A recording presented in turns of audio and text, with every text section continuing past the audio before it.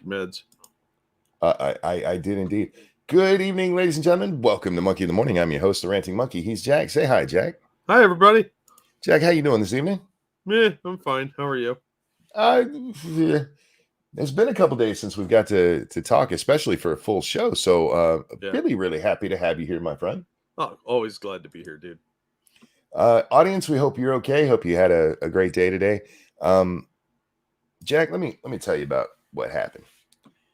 It was a story of a man named Jed. He went out hunting some game, but he ended up shooting the ground, and a bunch of bubbling crude came up. No, that's the Beverly Hillbillies. Are you sure? Pretty sure. All right. I went to bed at about 5:30 tonight, thinking, "Oh, I'll definitely be up in time for a show." And sure enough, I was, and I woke up and I'm like, "Oh, okay. I know what I want to talk about. I know exactly what I want to talk about. I want to talk about this woman that we will get to later." But I came out here and I sat down and I was like, damn it, I almost killed somebody again. Apparently there was a football game, and a Buffalo Bill almost died on the field tonight. Now, that might seem unrelated to my lady, but I'll bring her in later. So I'm planning to do this story about people who, beyond any reason to believe, still have belief, even if it's detrimental to them and everyone else, Jack. And then we see this 24-year-old professional athlete pass out on the field from what looked like a pretty minor hit. Yeah. Buddha, thank you so much. Good morning, good evening, Monkey. Good evening and good morning to you as well. Indeed. Speaking of which, thank you, Alan, for the donation yesterday when I wasn't on the show. He said, sorry, guys, I have not gave more recovering from hernia surgery. Hope you guys have a great new year. Well, I hope you have a great new year, too. And I'm sorry you're going through surgery, but never feel like you're not giving enough, dude. You're not obligated to give. We appreciate it. Don't get me wrong. Totally do. But it's not a requirement. And get well soon, man. Still think the NFL rigged conspirators? Hey, look, they probably do this. Even in a conspiracy, things go wrong from time to time, man. Yeah. What he's talking about is there's a growing number of people who think the NFL is like professional wrestling. Well, I mean, would anyone be surprised at this point with all the theatrics they've pulled in the last few years? No, not really. But even in things happen in professional wrestling. You've had wrestlers die in the ring before. Oh yeah. Was it the Ultimate Warrior that fell? The second Ultimate Warrior? I don't remember. I know who you're talking about, the one who fell and died right there. I don't remember his name, but yeah. Yeah, there's been a couple of deaths there, but we have seen a strange number of very healthy athletes just having heart conditions. We'll talk about that in a second. Now, guys, we are only going to watch this one time. And it's not because of, oh my God, it's so violent or anything. It's because it's the NFL. And you'll notice that this footage is reversed. This is how it was put up on Twitter. Even on Twitter, people are like, reverse that shit or the NFL is going to hit us. You're watching this young man right here. We're going to watch two versions of this, once in real time and once in slow motion.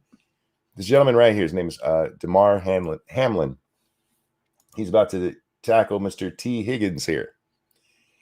And the camera stays with him, so it's not that hard to pay attention. But just watch what happens. There's not going to be any sound because, again, NFL. That's it. That's the hit right there. And then, bam, dude just falls out. Here it is in slow motion. Bam. That's it. That is the thing that made this guy have to have 9 minutes of CPR, Jack. Yeah, and they had to defib him too. 9 minutes, and for the record, he's off the field. He's been taken to the hospital. The last report we had from one of his representatives said that they got all his vitals back to normal, but they were putting him to sleep so they could put a breathing tube in. Yeah. intubating him shows that it's serious, like very, very serious. Yeah. So whether it's a heart or lung problem, we're not real sure yet. But I can't be the only one. And having spoke to you just briefly before this, I can't be the only one who's looking at this going, healthy 24-year-old male takes a pretty average hit in the NFL and almost dies on the field from what seems like probably a heart issue. Huh. That sounds all too familiar these days. Yeah. Ebony, I'm with you. I hope he's 24. His whole life's ahead of him. I hope this guy's fine. Right? I really do. Nobody wants this as a talking point. They're worried the guy's gonna die. Yeah, I sincerely hope all the best for this young man. He's at the start of his life, for fuck's sake. And now, look, I'm be honest with you. I don't give a shit if he ever plays football again, as long as he gets to live a nice, long, healthy life. Yeah. But I'm sorry. I've seen people have been this hard to watch vicious hit. Vicious hit? That's barely standard in the NFL. I'm sorry. I don't understand why there's not more people out there going, what the fuck was that? It seems to me, at least, and this is just my preliminary opinion, that the press seems to be pushing really hard to make this like some really intense hit. But if you watch it, and I'll throw you guys a link where you can watch it at. It's not even like he takes a direct hit in the sternum. It's not like he's speared or like his head snaps back or anything weird like that. It's just a standard tackle. And this guy falls the fuck out like he's been shot. I'm sorry, my conspiracy monitor's going. This does not look like the normal kind of thing. For the record, it is entirely possible he had some pre-existing medical condition that's never been found before. That's happened. Yeah. Of course. It's entirely possible that it was just enough to trigger even what would be normal for you and me that you'd never know. It's possible. It's possible. But there's something else that's been going around for a little while where people have been, what's the word that they keep using? Dying suddenly. Where if you don't have the best of the best medical staff literally in the building you're at, the NFL, say what you will about them most of the time, but they do tend to take care of their, what is it Kaepernick calls them, their slaves? Yeah. Well, they do tend to have really good on-site medical. So, because people tend to get hurt pretty bad. Thank you, Cryptic. The kid is in that range for issues with that medicine we had to take for a certain cough. Sorry, man, trying to avoid Susan's version of 1984. No, I hear you. We're trying as well. All right.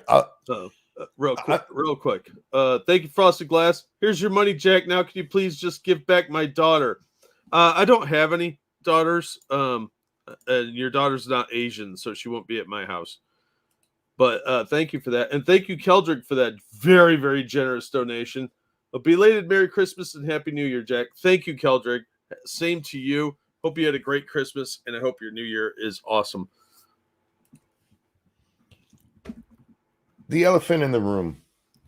And again, this may have nothing to do with what happened to this kid. But we've seen a lot of young people, young males in the 16 to 39-year-old age bracket, with this guy is squarely in. And seems to be the younger you are, the more susceptible you are to this, having heart problems after getting forced to take the COVID jab.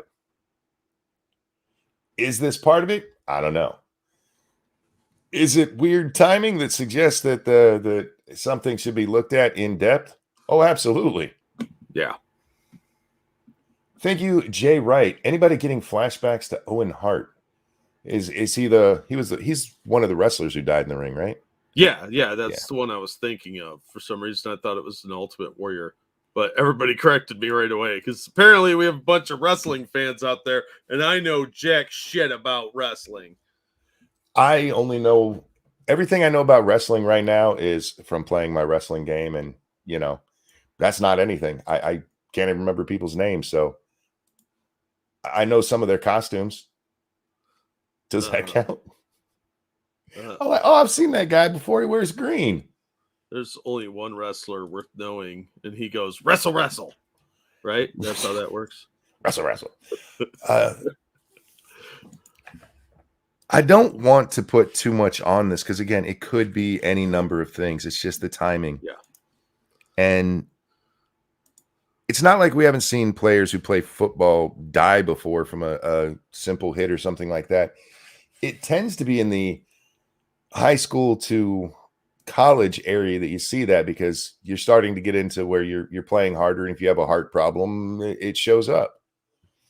Typically, it's not once you make it to the NFL.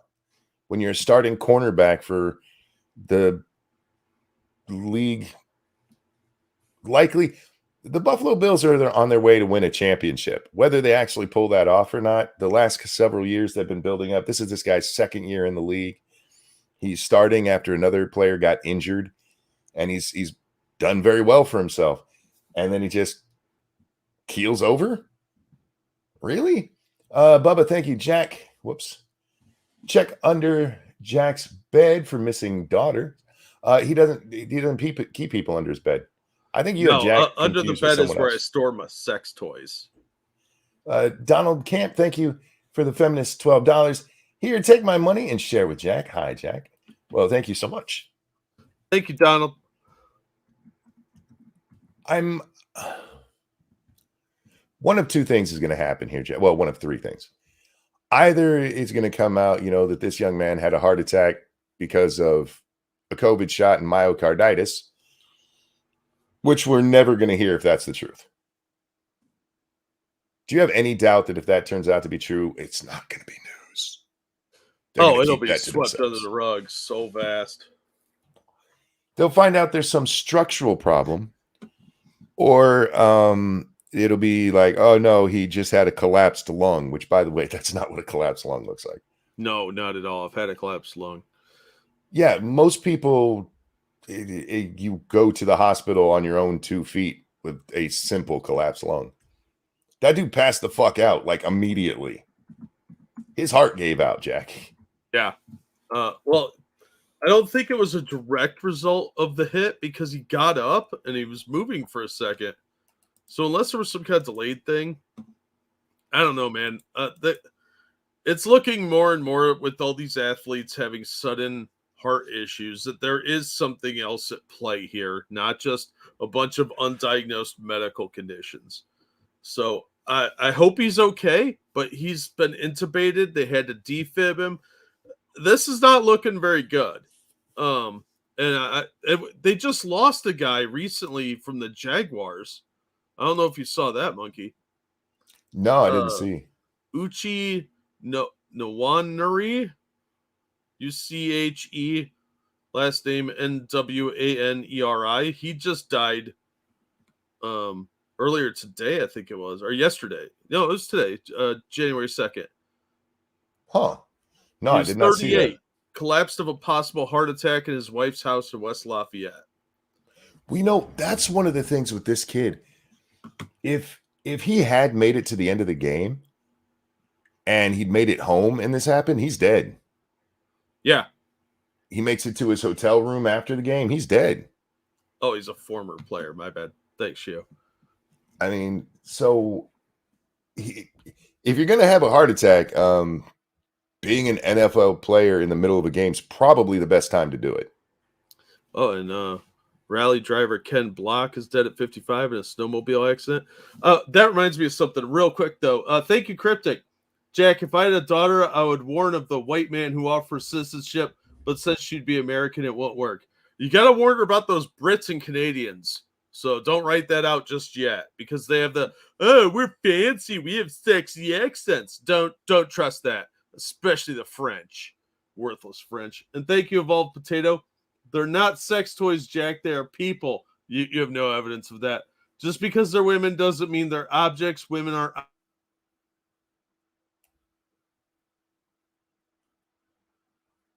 Is that me cutting out or is that you? Uh-oh. Hello? What? Hello. Oh, my sound went out completely, so I'm not sure if that was you or me. I'm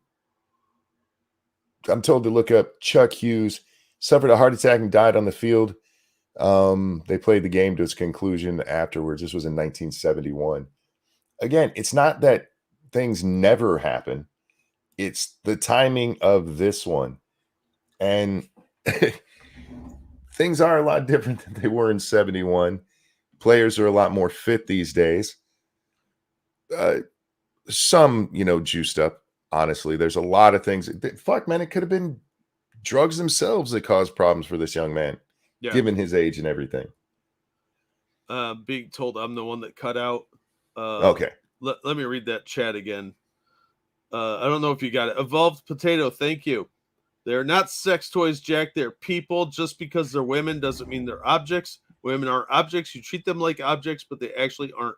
They aren't actual objects. Again, I wait to see your studies on this. You have no evidence of this. I need some peer-reviewed studies that women are indeed considered people.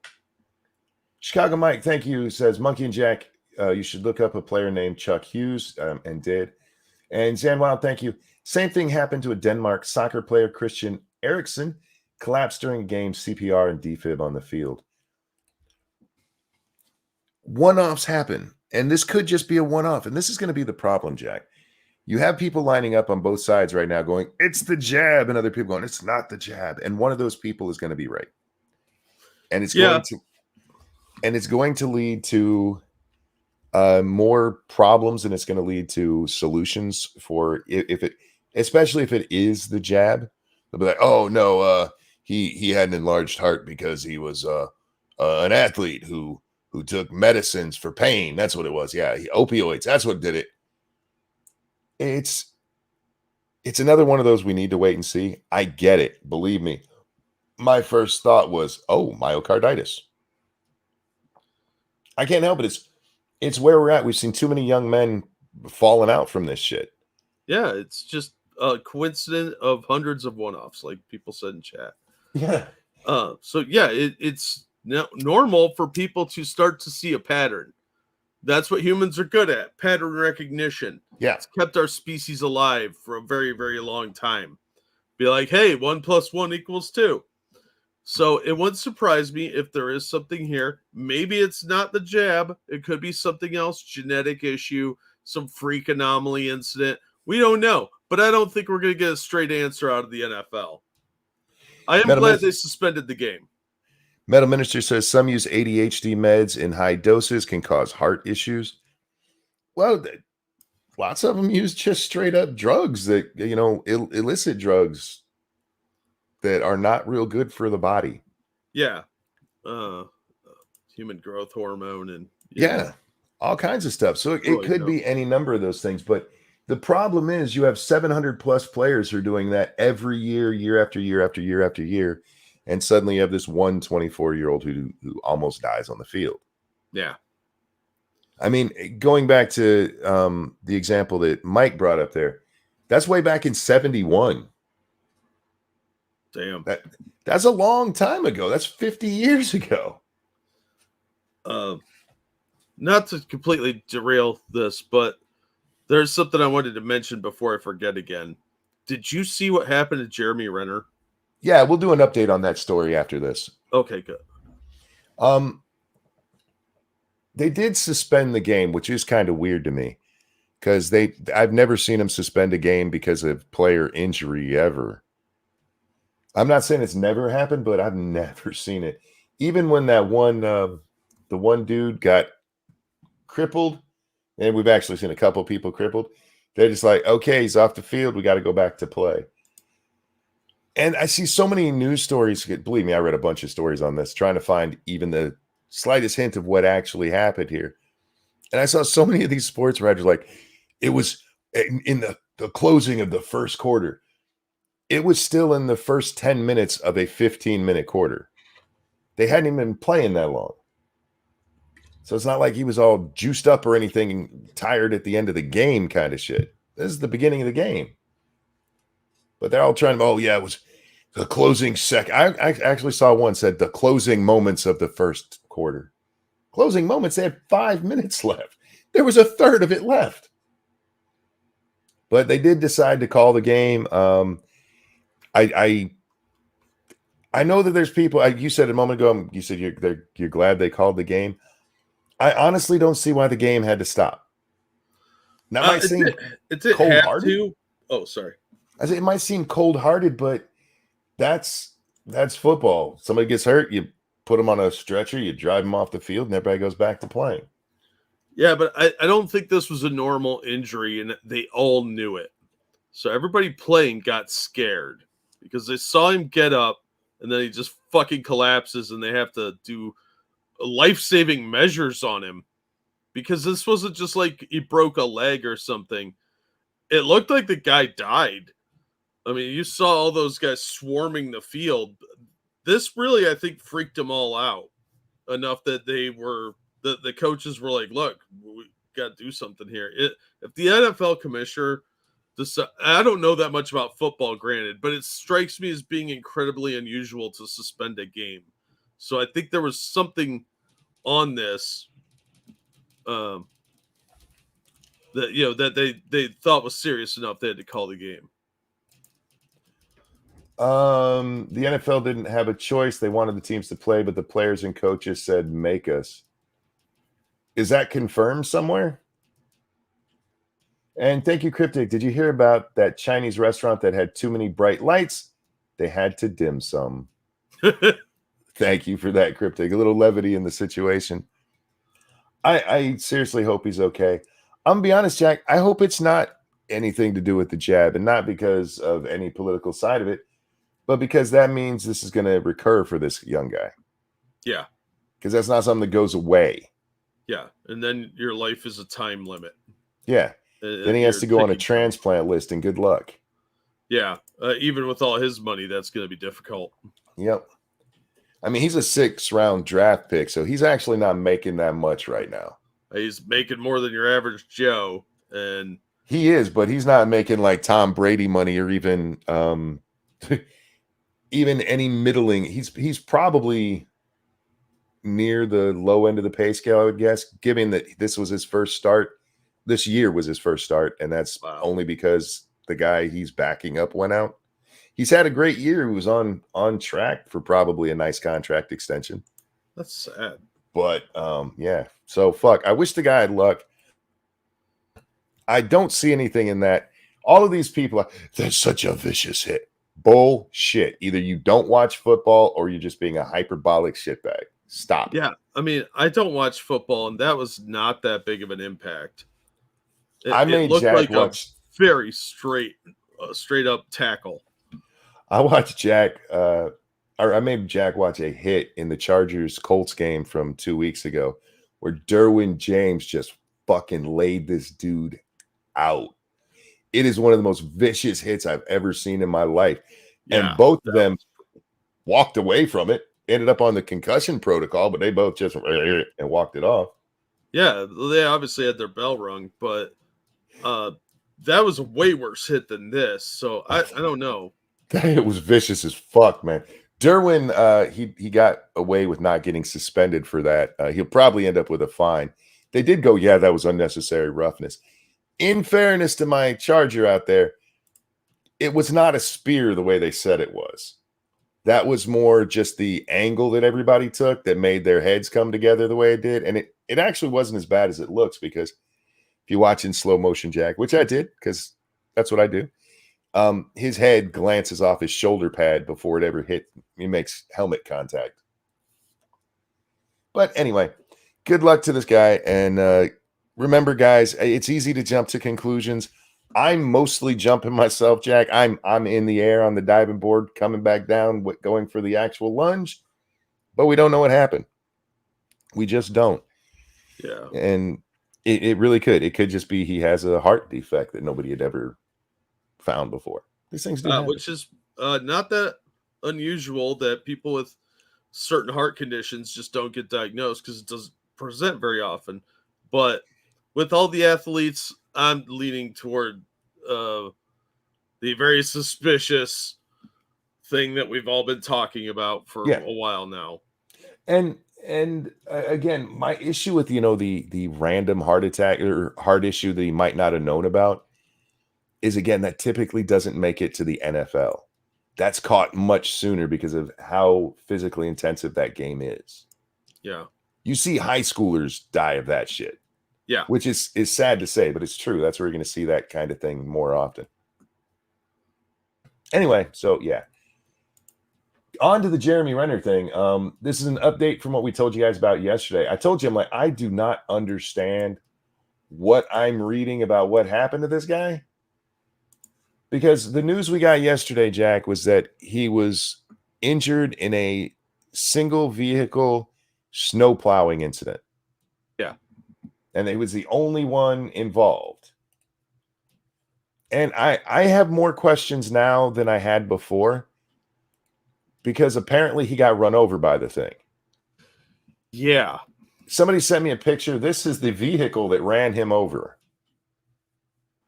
Not the specific one. It's not like this is the runner mobile. No. This is the kind of a vehicle that ran him over. And again, I don't know how this guy didn't see him. Well, see, that's the thing. Is it confirmed now that somebody else was driving it?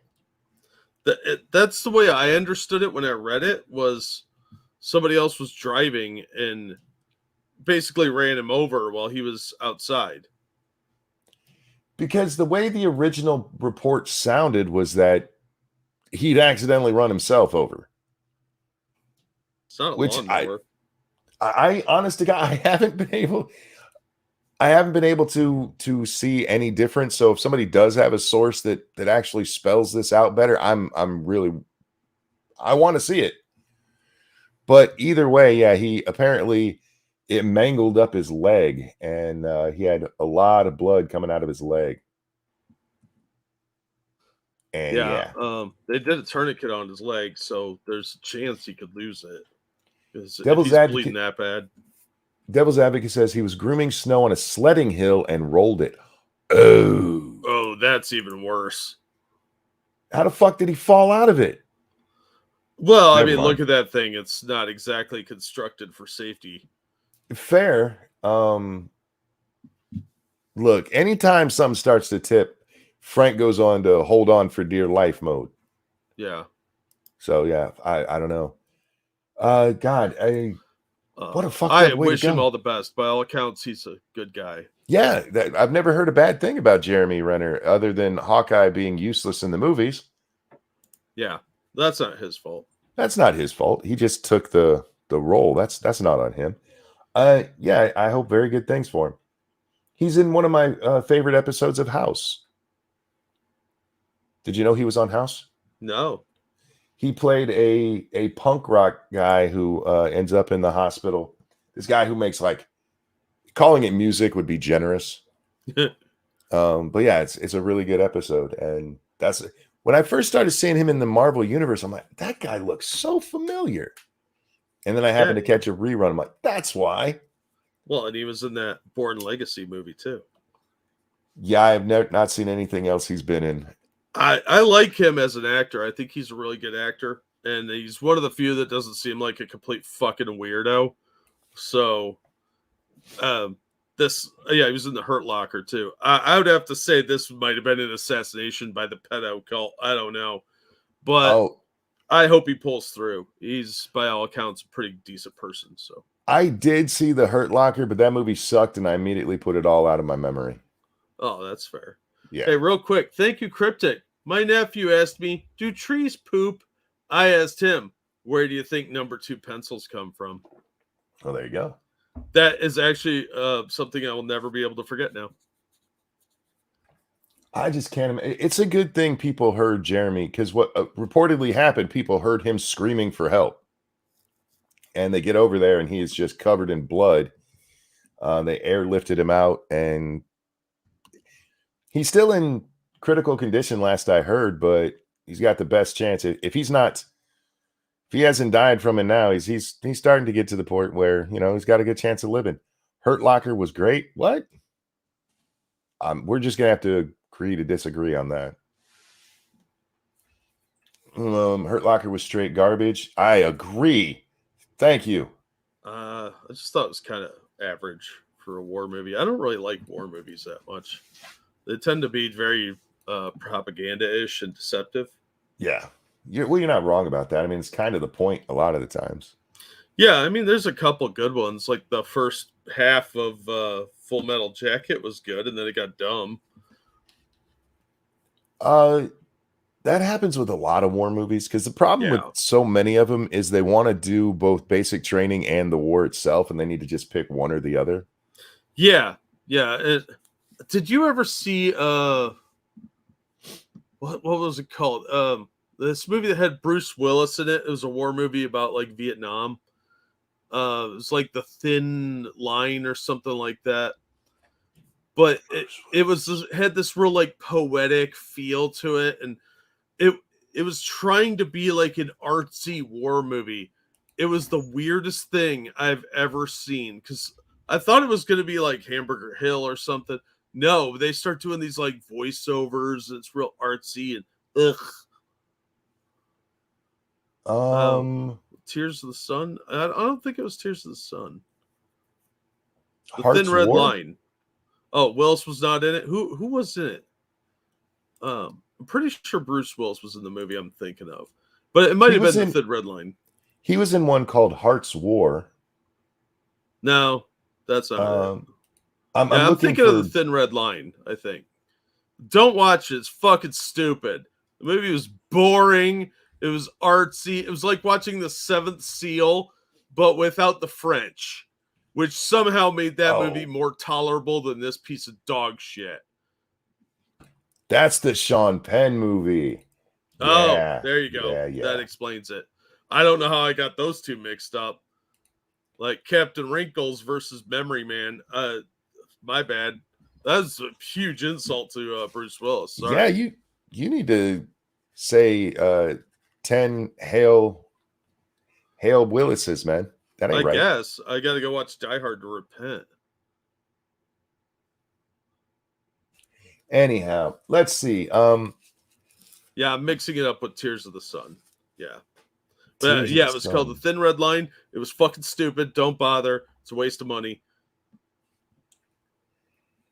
I am not a Sean Penn fan. I watched that because I've seen pretty much every Vietnam-based movie. Some were okay. Some were, how do I want to put this? Straight trash, I think is the best way to put it. I've never been one to enjoy like I understand why people like things. What was the one you just mentioned a moment ago? Full Metal Jacket. Full Metal Jacket. Thank you. Yeah.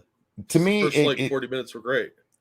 It takes too long with dealing with the crazy guy, which was not as big a problem as that kind of seems to make it out to be. I felt like they were pushing that just way too hard. Well, the movie completely changes after that sequence is done. It becomes a totally different movie. And I think that's the problem with it, is if they had focused on telling the story of what happened with the drill sergeant and Pyle, would have been a much more interesting movie than where it completely flips and becomes like some totally different thing. They're two separate movies wedged together.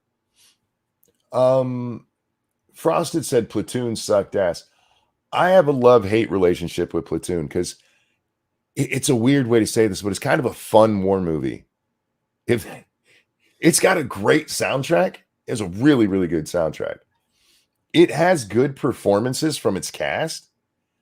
It's just not a very realistic movie, and it's basically Oliver Stone's high remembrance of what happened. Yeah. So I like the movie. You just can't watch it as though, like, yes, this is what really happened in Nam. They were completely stoned all the time and dancing to Motown, because it's just not what happened. if you know any actual vets from over there, yeah, it's just not at all what happened. And it tends to be that the war movies are either too rah, rah, rah, or too fuck war in the United States and everybody who's ever lived ever. I don't know if it's possible to make a decent one. Although I've heard good things about things like Tora, Tora, Tora and Bridge Over the River Kwai and those kind of things. Yeah. They're older and I haven't seen them because you they're don't old. black and white. Yeah. Bridge Over the River Kwai was pretty good. Tora, Tora, Tora, I don't remember. I kind of hated that movie for some reason, but it's totally unrelated to its quality. Tinker Tailor Soldier Spy was pretty good. But the best war movie I've ever seen was probably Tropic Thunder. Tropic Thunder, I still have never watched more than half of that. I finally sat down and, you know what? I'm going to watch this movie. Everybody loves it. And I got bored and turned it off. I'm sorry. I just don't see what's so great about it. Das Boot was long. It was very long. And in my opinion, if you want a war movie, watch Das Boot. Ugh.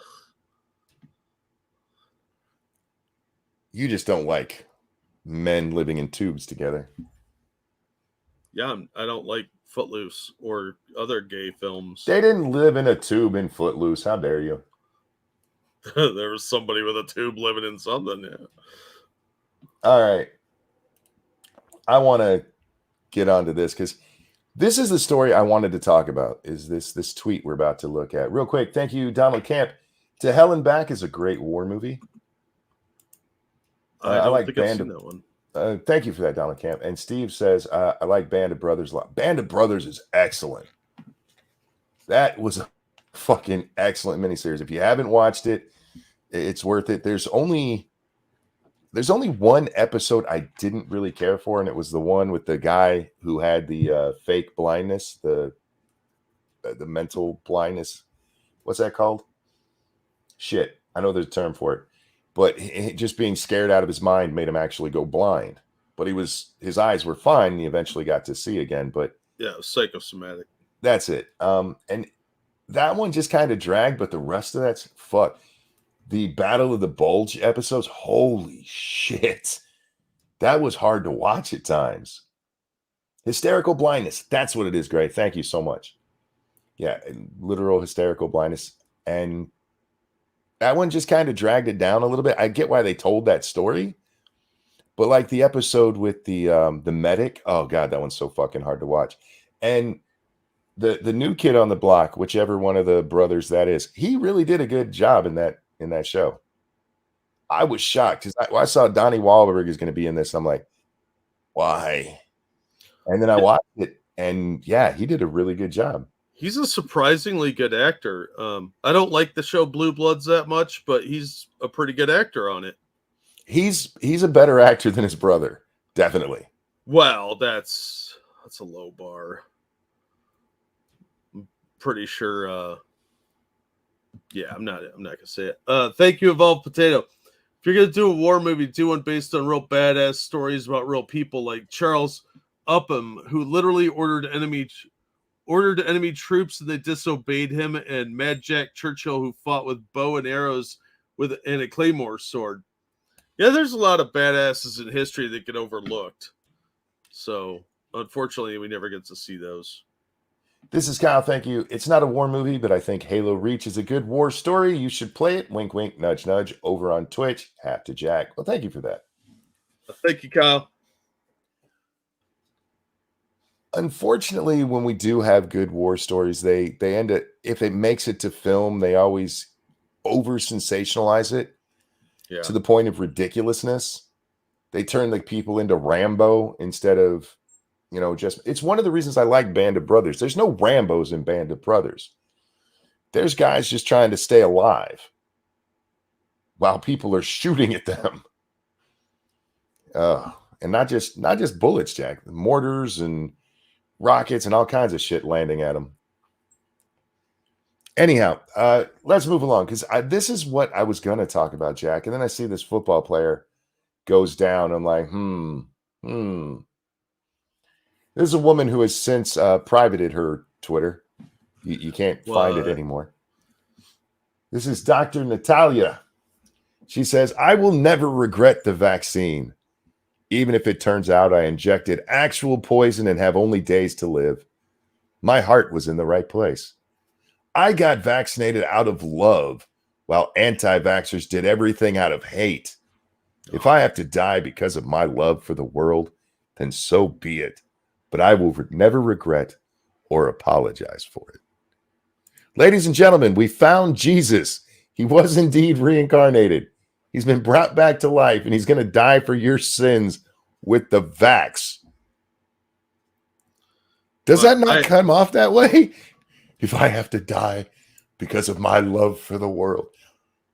Did she have a crown of thorns on when she wrote this shit? Apparently. What? All right. All right. Even if I want to say you did the right thing because you believed it was the right thing, even if you were wrong, I understand doing the right thing and being wrong, Jack. It happens. Sure. But when you're like, I got the vax out of love, you didn't just get the vax. You insisted everybody else got the vax. So it'd be one thing if you did it because you believed in it and you thought everybody else should have their own say in it. You forced everybody to get this thing, whether they wanted it or not. They had to do it in order to go to work, Jack. Just to go to work. Yeah, you were extorted into getting this. And I did it out of love. Well, so did Hitler. Hitler loved the German people. He wanted to put them on top. You're just a hater for not wanting him to have all of Europe. Yeah. And we don't know. Maybe he identified as a cat girl. That's my new thing, man. For every stupid shit I hear, I'm going with so did Hitler. Well, it's pretty easy to make that comparison sometimes. Jesus fucking Christ. I got vaccinated out of love. Anti-vaxxers did it. Anti-vaxxers didn't do it out of hate. They weren't going, I'm not getting vaccinated so that I can spread disease and kill everybody. That's what you said about them, not how they actually were thinking. But if somebody said it, then it must be true, right? Because they're on our team? It must be.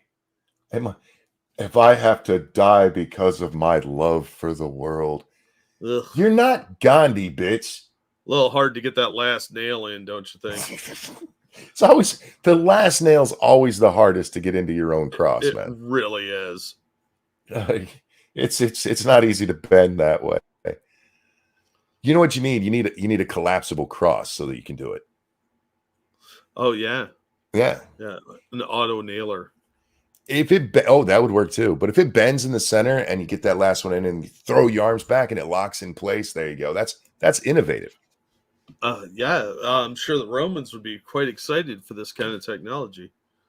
Plus, they're easier to stack. You can get almost twice as many that way. Yeah, and you can make them modular so they can lock on top of each other, and you can build them 3 or 4 stories high. What kind of person thinks like this? Scumbags, monkey. This is the epitome of I refuse to be wrong. Shame, insults, guilt, the need to be right. Checks out. It does. It really does. Because look, it's not just her being like, if I have to die, I have to die. It's like, you guys are hateful. She had to get in there too, right? Well, yeah, because she's so righteous. How could you say such things about her? You fucking monsters. I know it's kind of hard to see on the screen. She does have the blue and yellow that you can see right there. That's not because she's a Charger fan. That's because right over here, she has the little Ukrainian flag. What did I tell y'all? It's not Chargers? No. What did I tell y'all last night about Ukrainian flags in their bios? These fucking people, it is worse than the blue checks ever were. Jack, I mentioned last night that some people are like, hey, the Ukrainian flag is the new blue check mark. It is so much worse. The blue check mark just was like, oh, that person's dumb. This is like the flag of a cult. Yeah, pretty much. It's okay that I was wrong. I don't regret that I killed myself. What? Look, a little self-justification goes a long way, right? I honest to God don't understand how you can be like this. Well, stupid people do stupid things. It's pretty impressive, But to this degree of denial, it's not something you get to see. I don't want to say up close because I don't know the lady, but Twitter does bring us closer together, I suppose. You don't get to see true. this stark reality so often. Like, no, look, the bitch is crazy. The bitch is actually crazy. I did it out of love. We did it out of love. James Colley, thank you. Hey, Jack, does Angela Arriaga deserve to be judged harshly for not having seen Animal House? You're not going to like my answer. Animal House is a fine movie, but it is vastly overrated. Yeah. And the ending is shit. The ending is ridiculous. It's like Porky's. A lot of people have an affinity for it, and the people that love it, love it. But if you don't like it or you just think it's okay, they will shit all over your breakfast. Yeah, this isn't one of those where it's like, where I hate Silence of the Lambs, well known around these parts. I think that is not only overrated, I think it's an actual bad movie. Animal House is just kind of like, huh. And I don't understand why people love it as much as they do, but at least I can see like funny parts. Like when Jim Belushi comes down the stairs and that asshole's playing that guitar and he breaks it.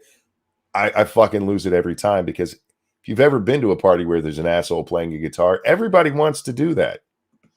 Like, just stop it. Just be normal for a minute, would you please? Yeah. Look, hippie, you're not as good at that as you think you are. Yes. But Animal House is not horrible. It's just, I don't think it's one that everybody has to watch, so it's okay. Yeah, no, Angela's not a bad person for that.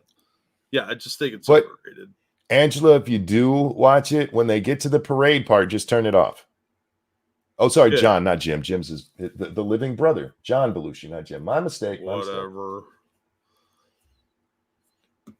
Frankly, Jim's done a lot more than John ever did.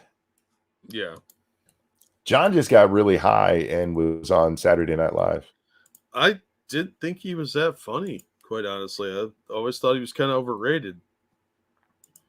I mean, it is comedy, so to each their own, right? Yeah. But yeah. National Lampoon's was great as a kid of the 80s. Well, National Lampoon's Vacation was great. National Lampoon's Animal House is If you've never seen National Lampoon's Vacation, you absolutely need to. The original, not... Didn't they redo that with the guy from The Office? Yeah. Yeah. I can't even bring myself to watch that. Why would you redo that? Just make something new. God, why? They have to do a redo because it has name brand recognition, and they're not just creatively bankrupt, but they have to pick something that's got a track record of being kind of safe and palatable. Yeah. Because then it's not as offensive. The Vacation ones was one I was talking about. Well, the Vacation movies are almost like Star Trek. It's every other one is good. Because you had the original Vacation, then you had European Vacation, which I didn't care for at all, and then Christmas Vacation, which was great, and then Vegas Vacation was like, okay. So every other one, it's like Star Wars or Star Trek, except with National Lampoon's, it's the odd numbers instead of the evens. So that's what you do. Watch National Lampoon, then Wrath of Khan, then Christmas Vacation, and then Voyage Home. That's how you should watch movies. All right, Jack, let's talk about Chicken Little. Okay.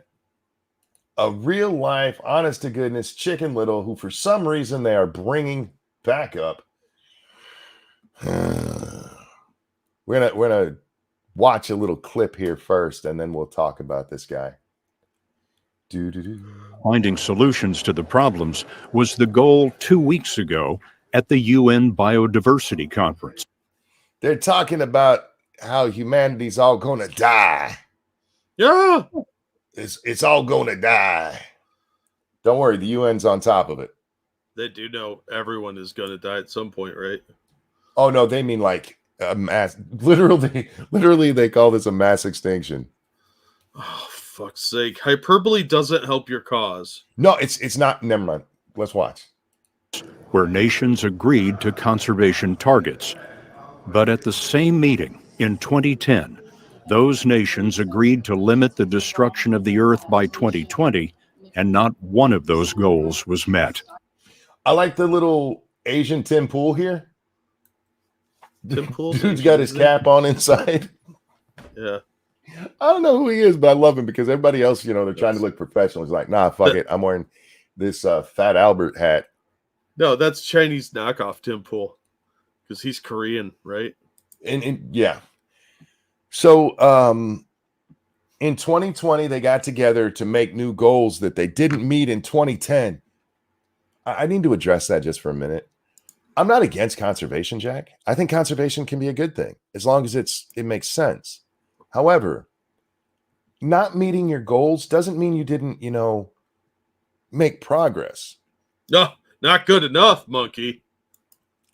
That's not mentioned here at all. Just like they didn't meet the goals. Okay. So we're all dead. Complete failures. This despite thousands of studies, including the continuing research of Stanford biologist Paul Ehrlich. I almost said the C word, and we're not 2 hours into the show. This piece of shit on your screen, Paul Ehrlich. Do you know who he is, Jack? His name sounds familiar, but you'll know it when I say it. He wrote The Population Bomb.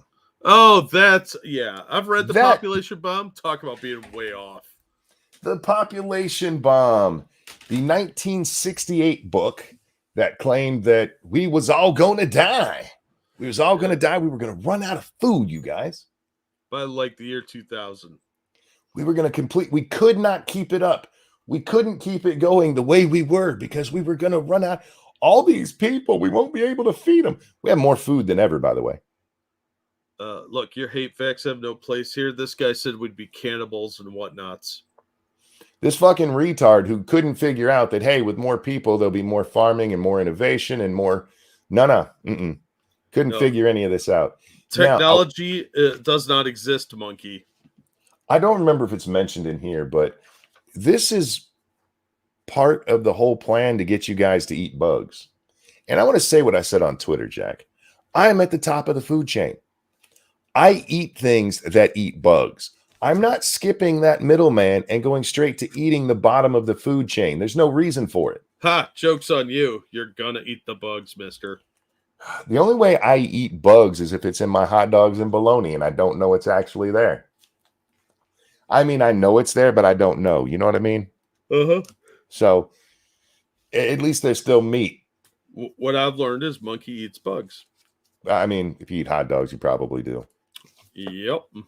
Just it happens. All food standards have a thing where there's a certain level of bugs and shit that can be in there. Acceptable levels of nastiness.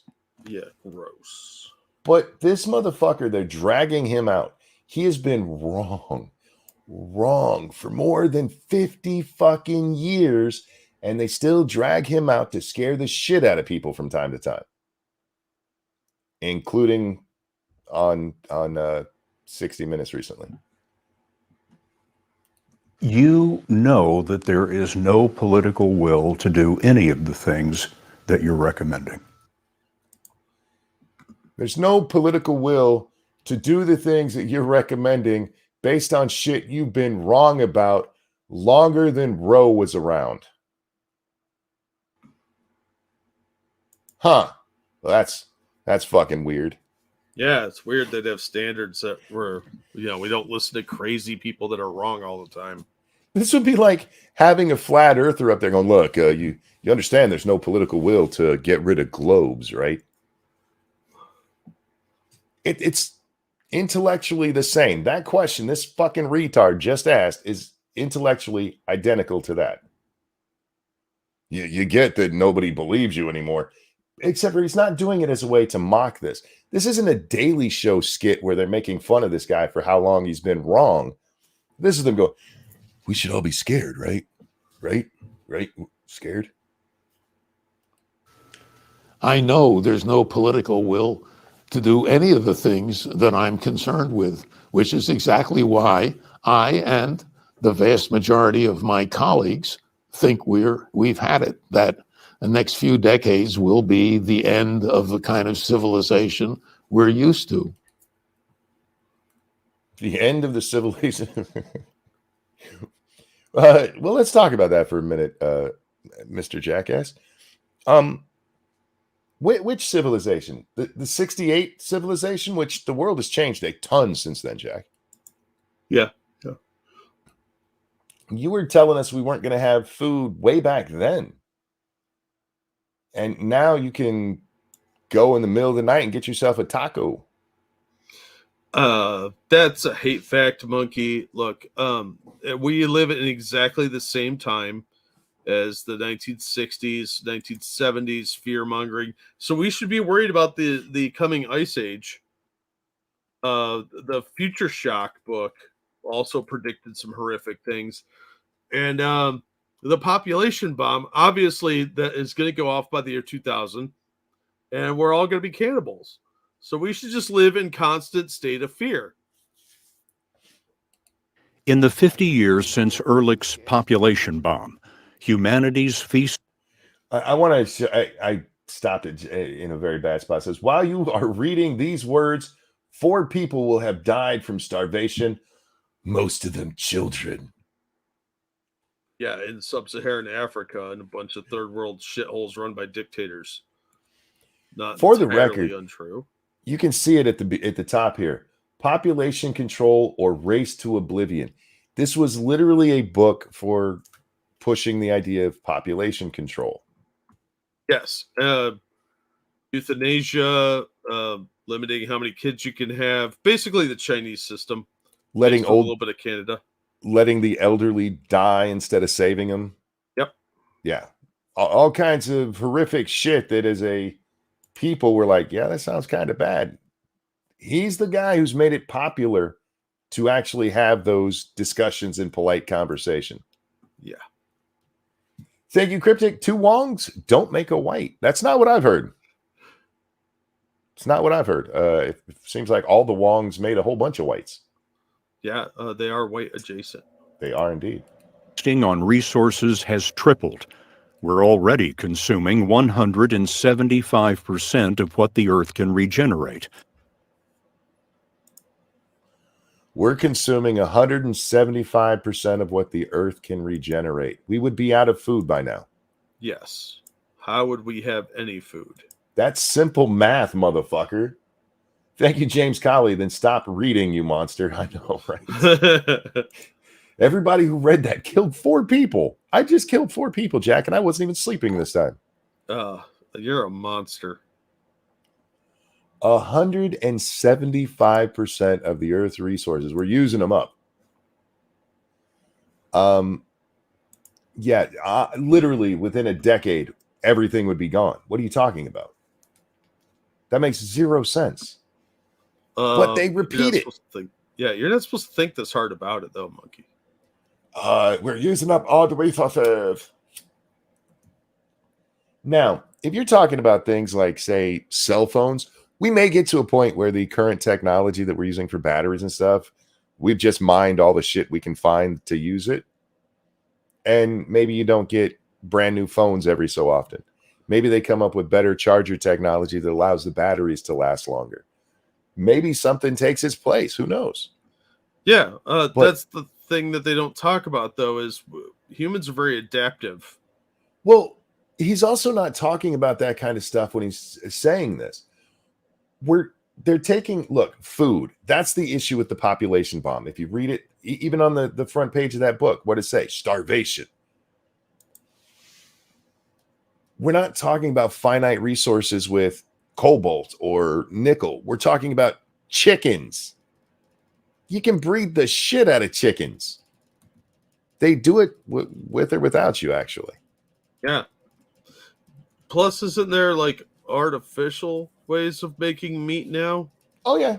Did we read an article about that not that long ago with that Franken food? Well, yeah, there's that, but there's also the if you're talking about artificial, we can artificially inseminate food, like that cow right there. We're gonna make a whole bunch of little cows and eat them. It's not like we're wandering it's not like we're wandering the range looking for our food. but not with 175% of resources. Yeah, look at that crowd of people. Look how poor they all look.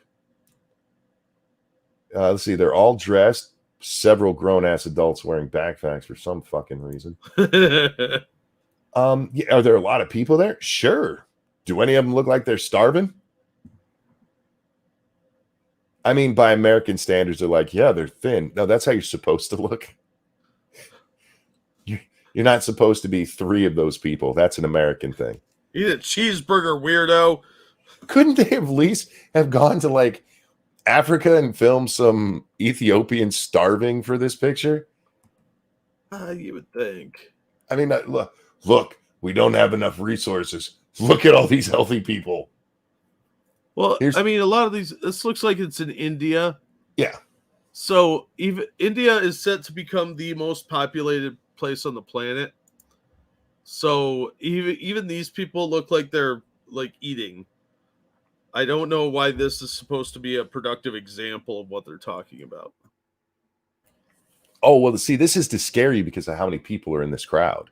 That's what that's for. Oh, it's to play off your fear of crowds. Look how many resources these people need to survive. That guy has a ridiculously large head. Well, I mean, that's like me in the crowd. What the fuck? His head is bigger than this guy, and this guy's clearly closer to the camera. That's disturbing. Why did I see that? It's like Where's Waldo sometimes, these crowd shots. I can't unsee it now. It looks like his face was pasted on. All right. Oh, real quick. Thank you, Evolved Potato. There isn't the political will to do what I'm proposing either, but I think more people would agree with me that everyone should have a sexy Asian woman from shithole countries that cook and clean and does other things for you for citizenship. Oh, no, I agree with that philosophy. I'd like to subscribe to your newsletter. And also, thank you, Frosted Glass. Climate, population bomb, doomsayers like this guy are the personification of the old joke. Doctor gave me 6 months to live. I said I couldn't pay him. He gave me another 6 months. Right. Yeah, that's exactly true. And that's the thing is we have a lot of these doomsayers that the world's going to end. The world's going to end. It never fucking does. Devil's Advocate says, where was that at? I want to read it properly. So is he saying we should genocide India, Ranting Monkey?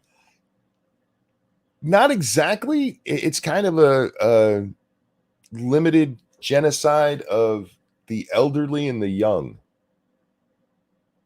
The elderly definitely just got to kill them off. And you see this with things like the NIH, where they're like, you know, maybe after 75, we really shouldn't be taking life-saving measures. It's not good for the planet, and it just costs us money.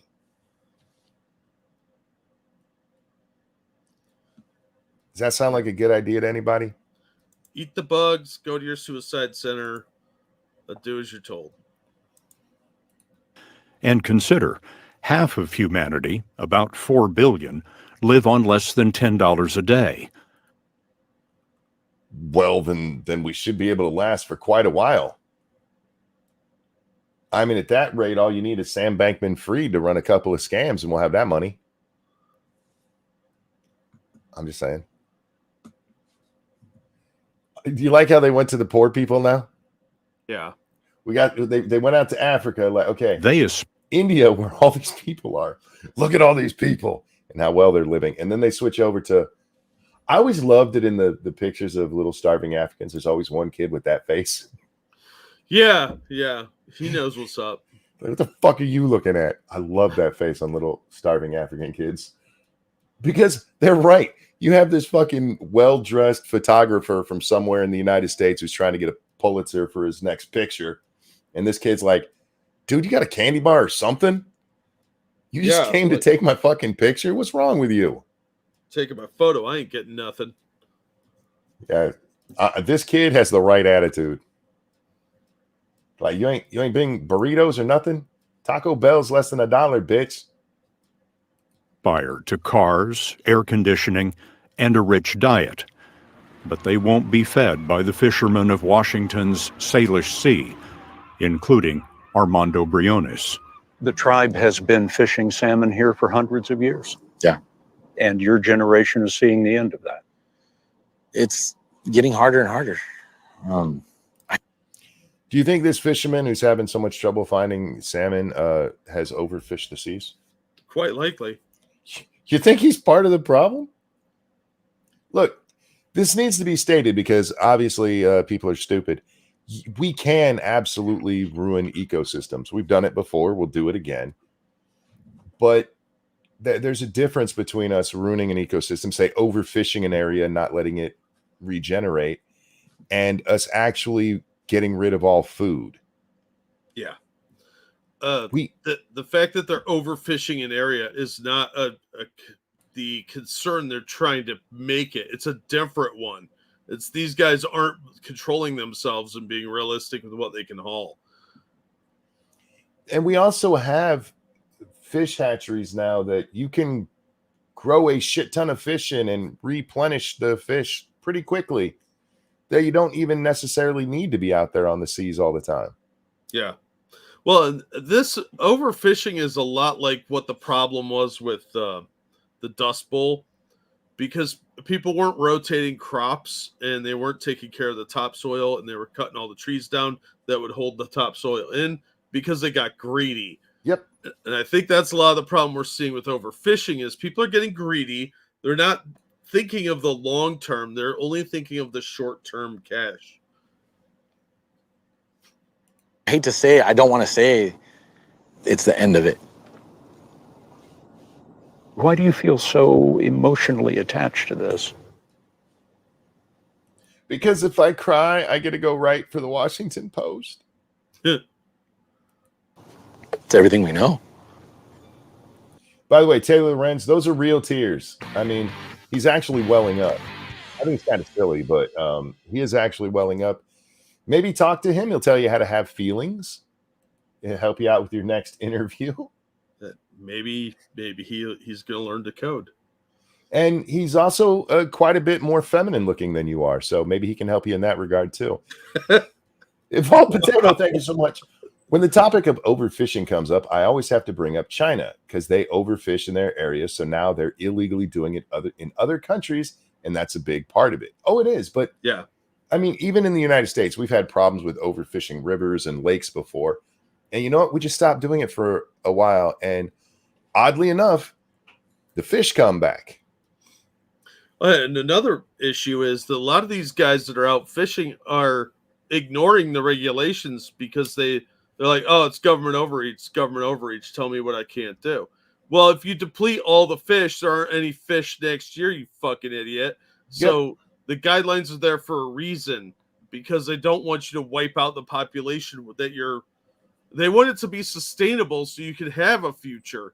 That's why those are in place. It's not always just because of some stupid hippie bullshit. And if these guys are out there overfishing their region, it's a predictable inevitability you're going to overfish it. So sorry. Didn't mean to go silent there. I do think there's times that there's government overreach, of course. Oh, of course. But there's also common sense with, like, if you do fish everything up, then there isn't going to be anything to fish next time. There just won't be. Because you got it all. A little bit of conservationism goes a long way. And it's why I said at the beginning of this, I'm not against conservation. Yeah. That just makes sense. We're against crazy people. I'm against, we need to stop letting old people live because we're going to die because this idiot fished too much. Yeah, and honestly, a lot of this is there's too many people out there doing it when maybe they should have like a limitation on how many people could be out there, like a licensure program of some kind. And you just have to fill out the paperwork for it so they know how much you're getting and bringing in. They do that with crab fishing. You have to weigh in and stuff like that. And if you're overfishing the area, they're going to tell you that season's over. And that might be the way to do it. And it sucks because nobody likes government regulation. But if you want a sustainable food source, sometimes somebody's got to come up and say, hey, that's enough of that. Well, if you watch that, what's the crab fishing show where they do the North Atlantic? Deadliest catch. Deadliest catch. if you watch those and you watch the early seasons and then the later seasons, you'll notice a switch in the way they did things. They used to just fish as much as they could, get as much crab as you can by this date, and that's it. And then they actually put limits on how much they can catch. Yeah. And they did it because they're fishing up all the fucking crab. Yeah, and they even say that in some of the later seasons that they're having trouble finding the fish. Mhm. And look, I'm all for hillbillies on boats. Because all those shows are hillbillies on something. There's hillbillies on ice. It's Ice Road Truckers. You've got hillbillies in the swamp people. Hillbillies on boats was the best one of the bunch. But even those guys understand that their bread and butter depends on there being crabs. Yeah. Hyman, I'm glad you pointed this out. And by the way, how are you, my friend? Here in Washington, they shut off salmon fishing for the general public, and the Indians still went off and net the rivers till they were fucking dry. Fuck this dude. Yeah. Notice that he said the tribe. That's something we hadn't got to about this. We're not talking about a commercial fisherman here. Well, not your normal commercial fisherman. Because we do still allow, the Indians to get away with shit regular people aren't allowed to. Yeah, I can't have a bald eagle feather, but most of the tribes can. And by the way, he's actually crying because he realizes he's going to have to go work at Walmart. Yeah, because he has no other job skills other than catching fishies. And that blows, because that's what he's been doing for generations, I'm sure. And that's what he was told he's going to be doing for the rest of his life. And then I'll have to go work at the casino. Yeah, there's no backup skill set. Hey, real quick, thank you, Cryptic. China has overfished their waters, and they've been caught fishing close to Hawaii. Our Navy hasn't done shit about it, and they're not going to, because it looks like most of our elites are on the take from China. The Inuit in Alaska can fish for whatever they want and how much they want. Yeah, and you know what they do? They take advantage of that shit, and they do become commercial sellers. Yep. We're not supposed to talk about that stuff, because this guy, I mean, he had a spirit walk, and now he's crying because he's got to go work at Trader Joe's. I'm fortunate enough to know where I know a lot of different things. I've done a lot of different things in my life. I've gotten good at evolving and changing. By the way, do you think this cap that he's wearing is for his fishing business? Probably. But not everybody here is built like that. And to some of us, this is what they know. This is all they know. You are the most feminine Indian man I've ever seen in my life. Yeah. I don't mean to judge, but man. Maybe he just got done watching Footloose. Maybe they should have let an Italian play him. I thought he was Italian when they first showed him. The 5 mass extinctions of the ancient past were caused by natural calamities, volcanoes, and an asteroid. Today, if the science is right, humanity may have to survive a 6th mass extinction in a world of its own making. And there it is, you guys. A mass extinction because that Indian dude can't go fishing no more.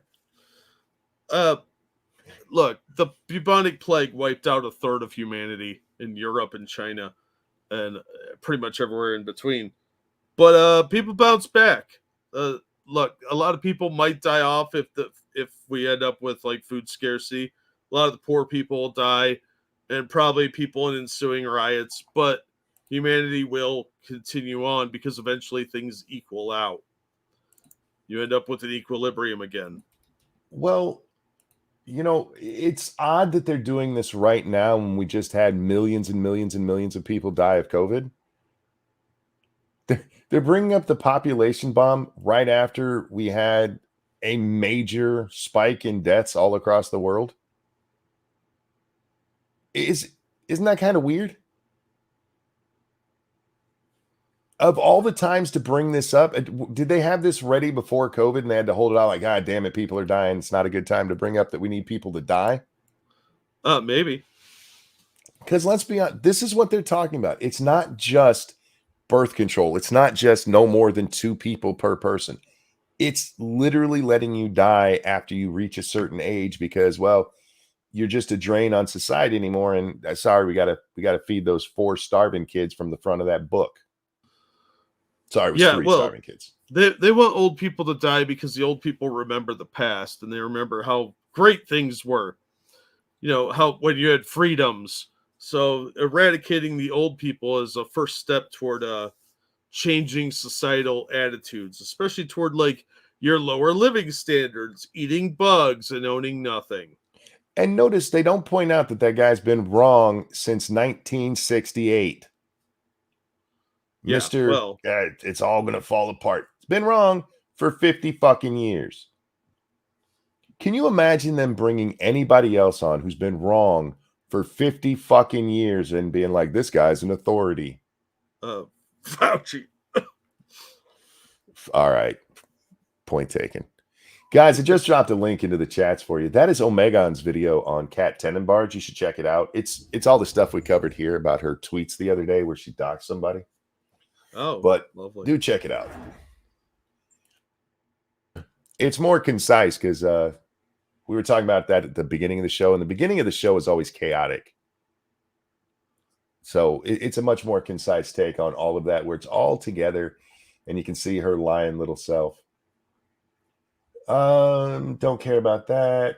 Hang on, I'm going through. I did a lot of stuff on Twitter today, and I don't remember it all. There was lots of stuff that I wanted to discuss today because I've avoided most stories and stuff over the last several days. At the end of the old year, beginning of the new, shake it off a little bit before we get right back into business as usual. Shake it off. Shake it.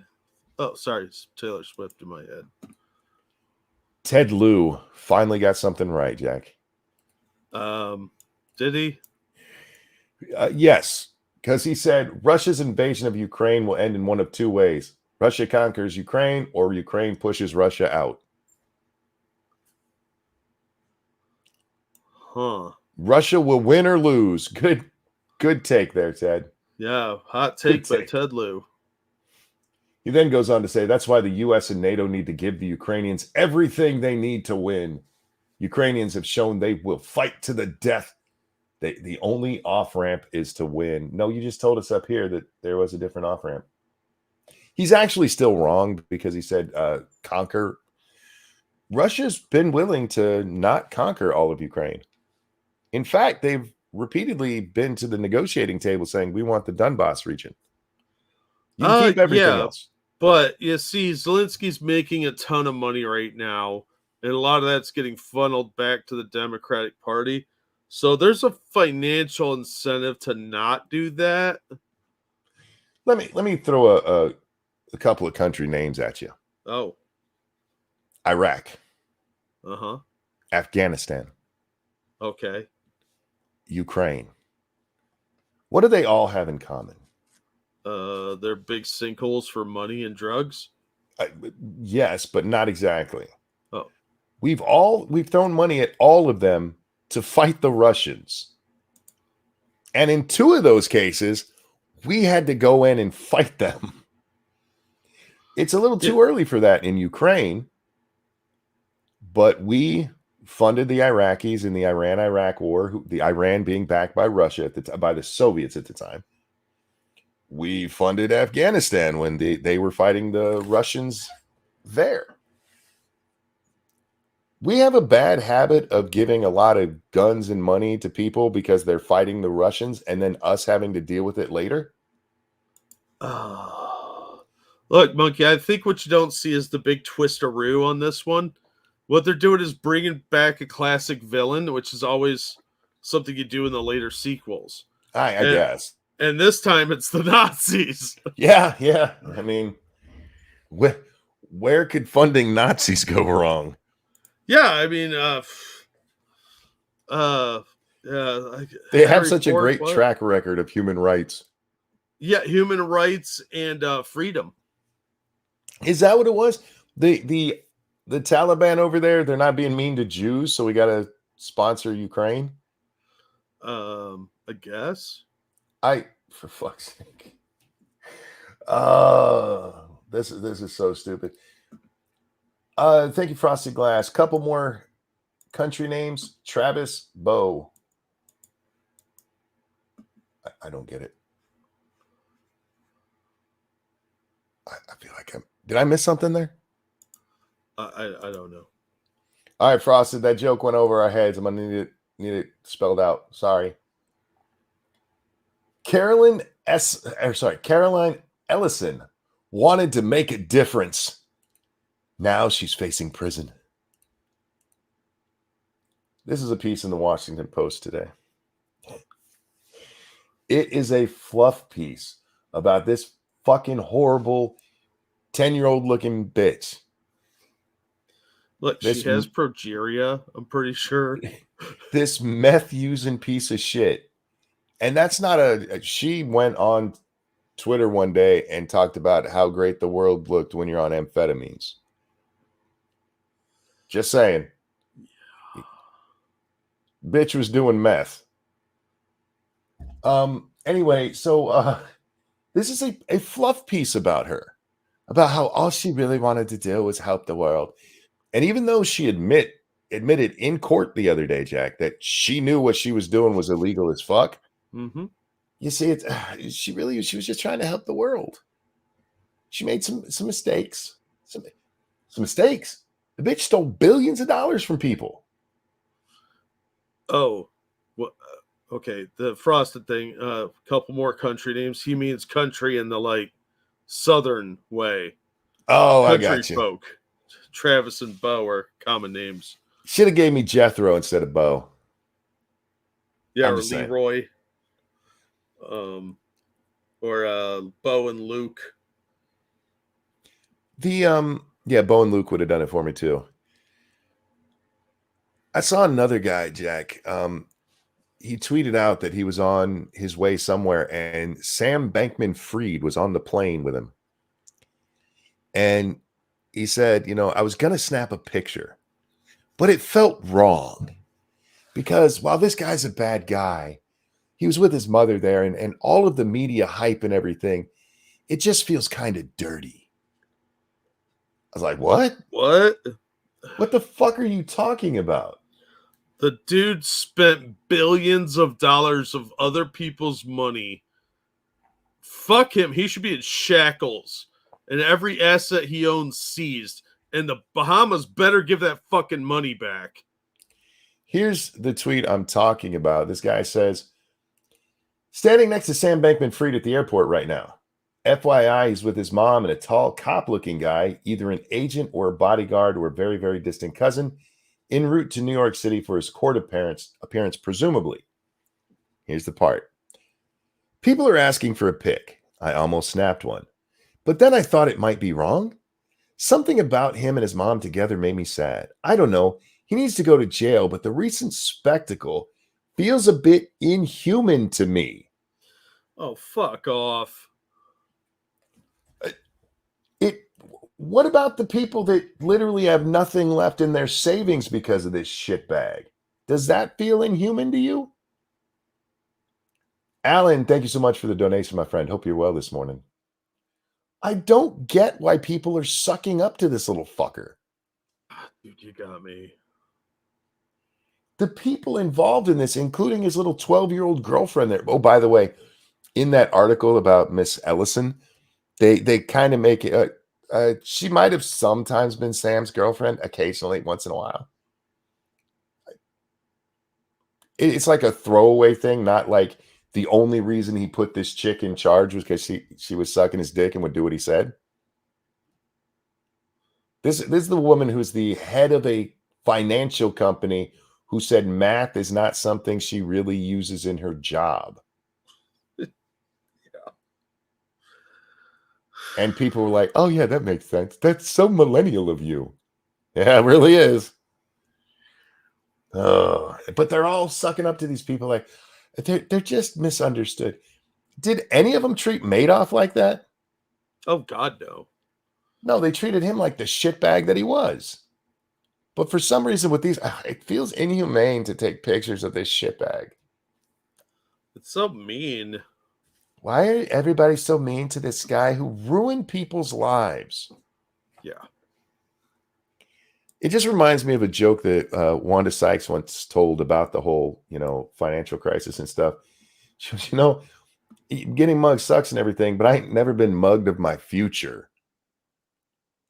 And granted, that only happens if they kill you during the mugging, but point taken, you got your small time criminal on the street who tends to get more jail time for a mugging. Meanwhile, somebody like Sam Bankman-Fried, they're estimating maybe 10 to 20 years at most for what he did. Yeah. Ellison, probably, who was in the thick of it with him, probably only going to get about 5 to 10. Yeah, she's turned state's evidence. She'll do maybe 2.5. Absolutely destroyed people's lives. Yeah. Wiped out tons of people's money. Billions upon billions of dollars, some of which are sitting in the Bahamas because they seized it like a bunch of dickbags. But yeah, those people are never going to see a penny of their money back. And how much of it was funneled into the Democratic National Committee, who knows? Real quick, though, thank you, Alan, for that donation. Hope you're feeling better, man. All right. I want to finish my side of this one, then we'll get to your stories, Jack. Cool. With this tweet thread. Meet Jeff. For what it's worth, Jeff looks like a nice guy. I'm even willing to bet that Jeff wakes up every day and tries his best to do his job despite his shortcomings and lack of credentials to do so. Jeff looks like somebody I wouldn't even take food advice from, if I'm being honest. That's future Jarbo. It really is.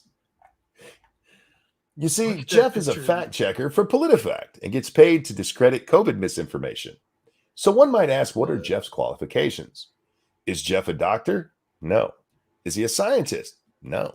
Does he have a PhD? No. Does he have medical experience? No. Now, remember, Jack, you and I were not allowed to talk about COVID stuff because we didn't have our own lab. The PolitiFact guy who debunks COVID information has no experience in medicine at all, but that was okay. And we've seen that over and over again, how it's okay for their side to not have any credentials, but if it's our side and you have any questions, hey, do you have a lab? Yeah. He's a map. Oh, shit. I did. There is one more story I need to get to. I'm glad you said that, Eagle. I'm actually not glad you said it, but I'm glad you said that.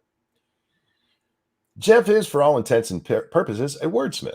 Alongside a profile picture of him as a dog is a list of journalistic contributions and associations. Like I said before, Jeff's probably a nice guy, but Jeff is one of the many in an epidemic of false fact-checking prophets who are plaguing society right now, each of whom are paid to discredit inconvenient truths and mislead the public. For instance, he took this fact check by Jeff. Take a look at this fact check by Jeff as a recent example of his work. Jeff rated this tweet false. And here's the tweet. So the FDA finally came out and said Pfizer COVID shot causes blood clots only 2 years late. PolitiFact. False. So you'd think that means it's false, right? You'd think so. So how did he arrive at this false conclusion? Well, weirdly, it's unclear since the evidence he presented to supposedly support a false claim directly contradicts his conclusion and actually verifies the original Hodge twins tweet. If your time is short, a study by the U.S. Food and Drug Administration found statistical signals for modestly elevated risk in 4 safety outcomes after Pfizer vaccine, including pulmonary embolism in patients 65 and older. Literally came out and said that it causes.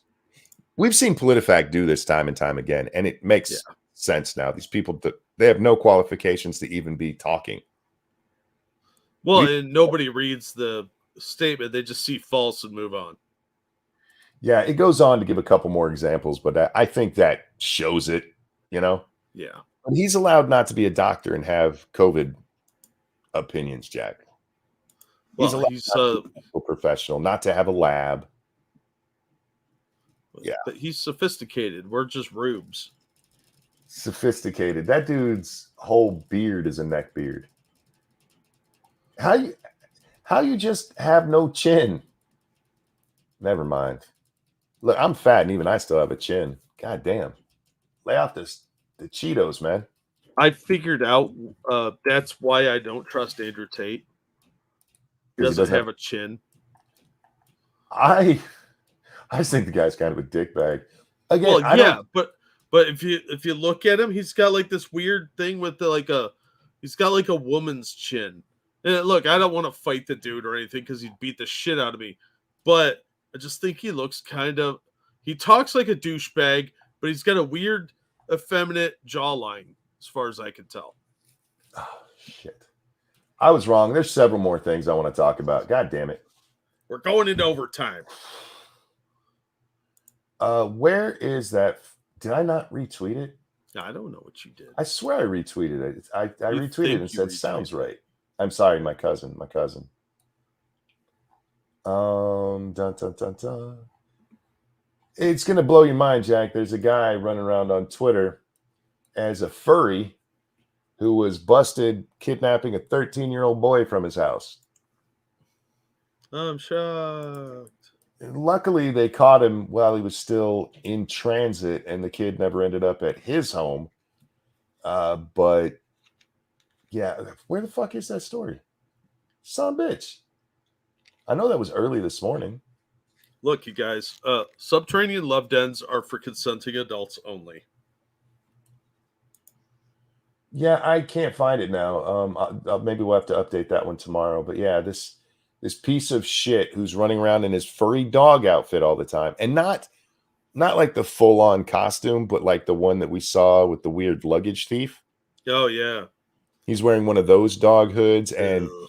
these long pink and black socks that are made for girls. And he was basically bragging about it on Twitter the whole time. Oh, weirdo. Like, what do you call him? His little lamb. My little What? lamb. Like lambs to the slaughter. Well, basically, yeah. I mean, that is exactly what it is. Monkey, check the public chat. Travis says he's got it there. Oh, is that it? Okay, let me see. Yep, that's it. I know just the link in the article. That's the one. Here it is. We're not going to read the whole fucking article. We'll just look at the tweet. I'll drop the article for you guys.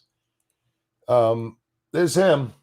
A demisexual furry has been arrested on charges of kidnapping a 13-year-old boy from Layton City, Utah. Aaron Zeman, who was booked under his name Tadisha Kura Kojima, frequently posted about his relationship with the child on Twitter. That's not an exaggeration about it. The only thing he didn't do on Twitter is specifically say that it was a child. Many references that if you look at it now, it's like, oh yeah, he was talking about a little kid. That's why we're not bringing it on the screen, Jack, but I will throw the story into chat for those of you who want to read it. And this is not one of those where, I mean, okay, maybe he did it. No, he was caught red-handed with the kid. He stops at a gas station and the attendant, good on the attendant. He called the police because he's like, this dude is acting weird. And sure enough, the police, they get near and they realize, yeah, that's the kid everybody's looking for because there was an Amber Alert out. The fucked up part is that the parents found out that this guy was talking with his kid back in November. And they immediately went to the police. And the police have been trying to find out who this guy is because they found messages of this guy asking their 13-year-old son for naked pictures of himself. And even with them knowing this and the law enforcement being involved and everything, this guy still was able to get to their house and pick up their 13-year-old kid. Watch your kids on the internet. And if you do run into something like this, fuck it. Put him in the basement until that guy's caught and captured and thrown in jail. Jesus Christ, man. This could have ended horribly. Oh, absolutely. It probably would have, too. Yeah, I don't give a shit about furries, but much like the trans community, they need to filter out the weirdos and ostracize them. Labeling the whole furry, he is a furry, he is a demisexual, which just means I'm a weirdo who wants special accolades for being weird. Yeah. Those are just signs that he's a degenerate. But there are levels of degeneracy. This guy, though, if you read his tweets and stuff, as far as I know, 2 of his handles are still on Twitter, or they were earlier this morning. This guy's a fucking degenerate who was clearly going after kids. Yeah. The pedos like to infiltrate these groups and use them as cover. Like, oh, look at you, you're a bigot. You don't like me because I'm a furry. No, we don't like you because you try to touch kids, weirdo. And Travis, thank you so much for dropping that link, because, yeah, that is one I definitely wanted to cover. Mostly just as a keep an eye out, guys. Believe them when they tell you who they are. Some guy is just like, no, I like to dress like a dog because it makes me feel good. That's not necessarily somebody that's going to go after your kid. Somebody who's typing, I really like little boys. Fuck that guy. Yeah, right? You don't need to have, your kid actually get kidnapped in order for you to see it. And again, good on these parents. They found it. They tried to stop it. I am a little curious why Twitter, because apparently law enforcement reached out to him and like, hey, we need to know who this guy is. And for some reason, they were either dragging their feet or wouldn't give him information. I have no idea what. Twitter, that's your bad right there. No, don't fuck him. Well, I don't care what they do with him in prison, if I'm being honest. Don't care about that one. There was another. Oh, this is the one I want to. Jack, they're going to have a candlelight vigil for the 2nd anniversary of January 6th. Oh my God! Seriously, can we just combine it with George Floyd and do one day of this nonsense? This is from the Bozeman Daily Chronicle. I don't know where the fuck that is. Bozeman's in Montana. In Montana, okay. A Bozemanite is again calling for people to remember the events of January 6, 2021. The 2-year anniversary of the storming of the Capitol is upcoming, and John Childs wants people to contemplate what happened that day. Childs is organizing a gathering on the steps of the Gallatin County Courthouse on Friday, January 6th. The event will start at 5:15 p.m. People who want to attend are encouraged to bring candles for the vigil. Child says he will try to provide candles for attendees who don't have them. He plans on giving a speech and afterwards will open the floor to other people wanting to speak or share insight about that day. From Montana, was it? Is that where you said that's at? Yeah. He hopes to keep the event nonpartisan, but acknowledged what happened on January 6th was obviously partisan in nature. I would hope that people all across the political spectrum will attend and join together to express their support for our democracy. He's having a candlelight vigil for democracy, Jack. Not for Ashley Babbitt, who got shot that day. Fuck that bitch. It's for democracy. Yeah, I think this dude just likes candles and vigils. I think that's what a lot of this stuff is. They just like having little vigils because they like fire or something. They like the old concerts. That's what it is. Yeah. And nobody has any lighters anymore because smoking's been prohibited. Can I just say how sad it is to see concerts now and there's a ballad that comes on and everybody holds up their damn phone light? That looks retarded. It does. Buy a fucking Bic on your way to the concert hall, for fuck's sake. No, that's like another $1 and they need all the money they could get for t-shirts and heroin.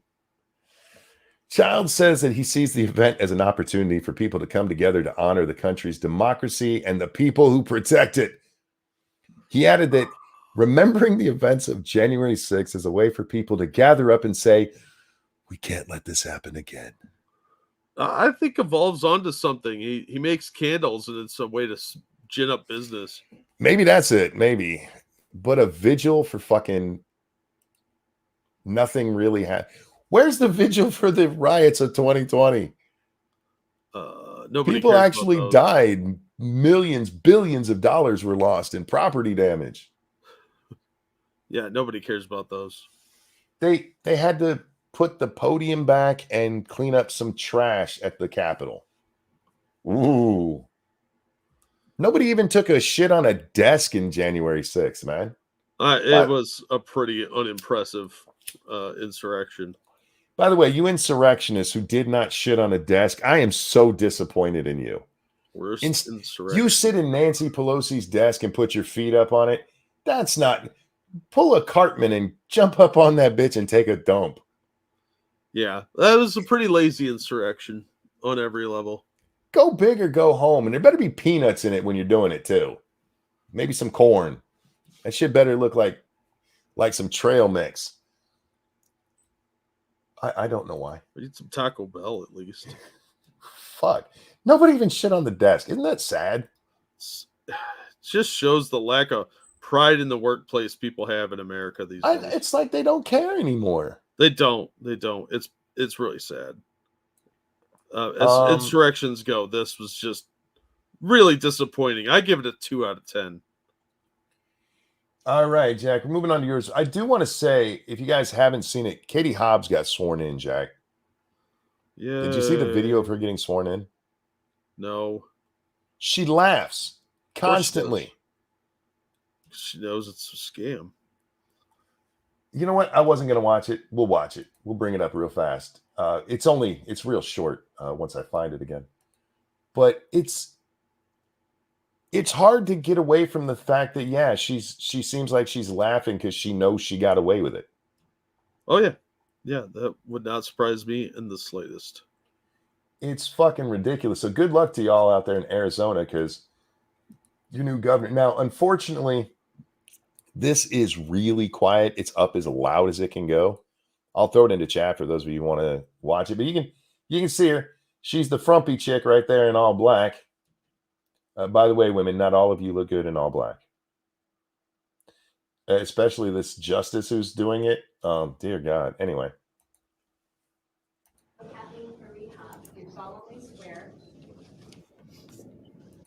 That first laugh there was at her saying, "I solemnly swear." Is that not telling? Yeah. Do solemnly swear that I will support the Constitution. Stop it. That second one there is because she said, "I will uphold the Constitution." You know, comedy gold like that. That's so silly. Yeah, that's how she got sworn in. Giggling her ass off. And like I said, I will throw this in there because you have to turn it up real loud to hear it real well. But yeah, I solemnly swear and to uphold the Constitution. Good job, Katie.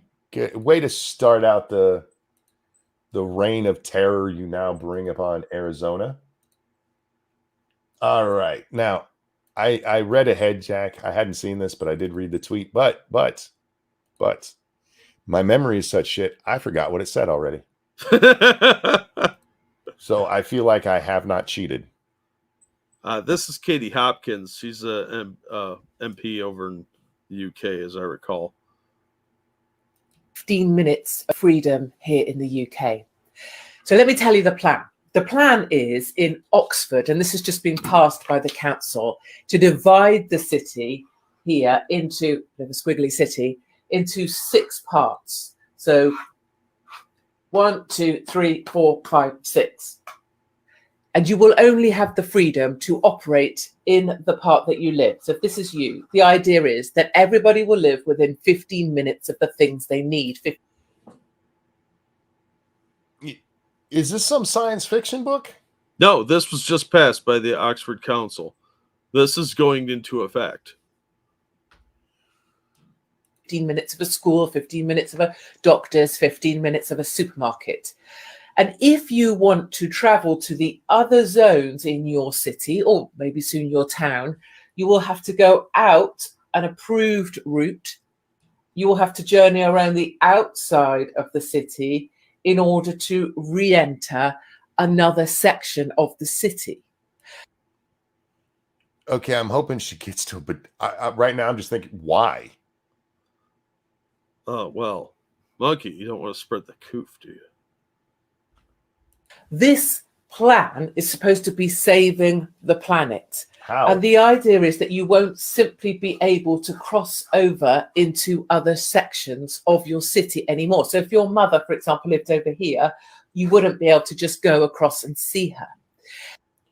Yeah, the whole idea of having to go outside the city, you're adding travel. That you only could go to certain locations, so it'll keep you from like going through city traffic, and it'll cut down on your travel. So you're not going to be going out as much, and especially if you can't get permission from the council to do it. This would all be done via e-gates, electronic gates, and number plate recognition. Oh, the Chinese system. Yeah, tell me this doesn't sound like you're trying to cross East Berlin. This is literally what they're doing in China right now with the COVID stuff. Yeah, this is Chinese travel stuff. Yeah, absolutely. You in your area will only be allowed within that 15-minute zone that you've been allocated. The number plate recognition will know if you leave your zone, and you can apply for permission, a permit to leave your zone and travel to another zone. But is a permit like a license? Yes. It's a short-term license. Brits, what is it with you guys and your fucking licenses for everything? They really like licenses. Only be allowed to do this about 100 times a year. This is real. I just have to stop and say that. I'm curious. What if you live in the corner of one of these things? Too bad, so sad. Life's hard. You literally need to go across the street, but you got to leave your zone with permission, go all the way around and come back in, so you have less emissions. No, you're allowed to go to one other zone. But if you want permission to go to any of the other zones, then you need to get permission from the council. But that's what I mean. These zones are going to line up next to each other. So yeah, too bad. You're going to have somebody let's say the zone is split right down First Street, right? Uh-huh. Half of the zone is this half of First Street, and then the other half of First Street is a whole nother zone. You need to get across the street there for what you need, but that's not in your 15-minute zone. So you got to either drive across 15 minutes to the other side of your zone, or leave, go out, go all the way around the other zone, come back in to where you're again just across the street from where you were. You make it sound silly. It is silly. Donkey. Of course it's fucking silly. It's fucking retarded. And that's if you can actually have all of those services within 15 minutes of everybody in their zone. Well, if you don't have that service, too bad. This is actually being passed by Oxford Council. This is happening in the next 2 years, 2024, it begins. And if you use up all your 100 passes that someone designates whether you're allowed to have to go into the different zones, you'll be fined.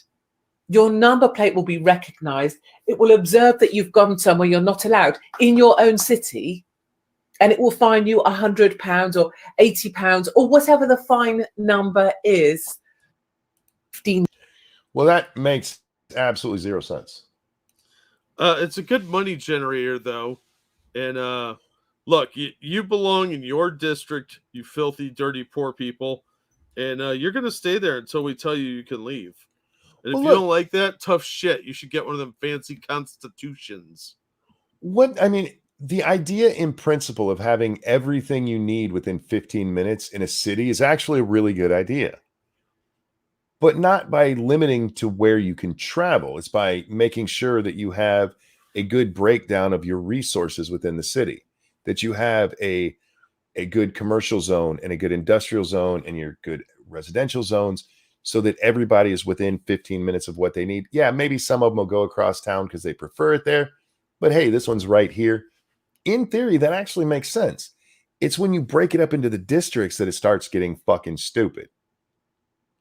Yeah, what's this? Treating travel like trash pickup? Pretty much. I don't understand. Each traffic or trash man has his own zone that he works in. Oh, yeah, basically, yeah, in that case, yeah. And over on the Streamlabs, thank you so very much, Frank. Didn't someone just tell you it was easier to live in the UK when they were here last night? This seems complicated and oppressive to me. Yes, they did. It's easier to live in the UK. Unless you live there. All right. Trans clash. Men's prison slammed for failing to provide makeup for transgender inmates. Oh, for fuck's sake. You know what? You'd like this article. I forget which state it is, but is it Missouri? I can't remember. They're about to kill the first trans inmate. What time is it? They might have already done it. Because I'm pretty sure it was, or is it tonight that they're doing it? One of the two. They're going to put the first trans woman to death.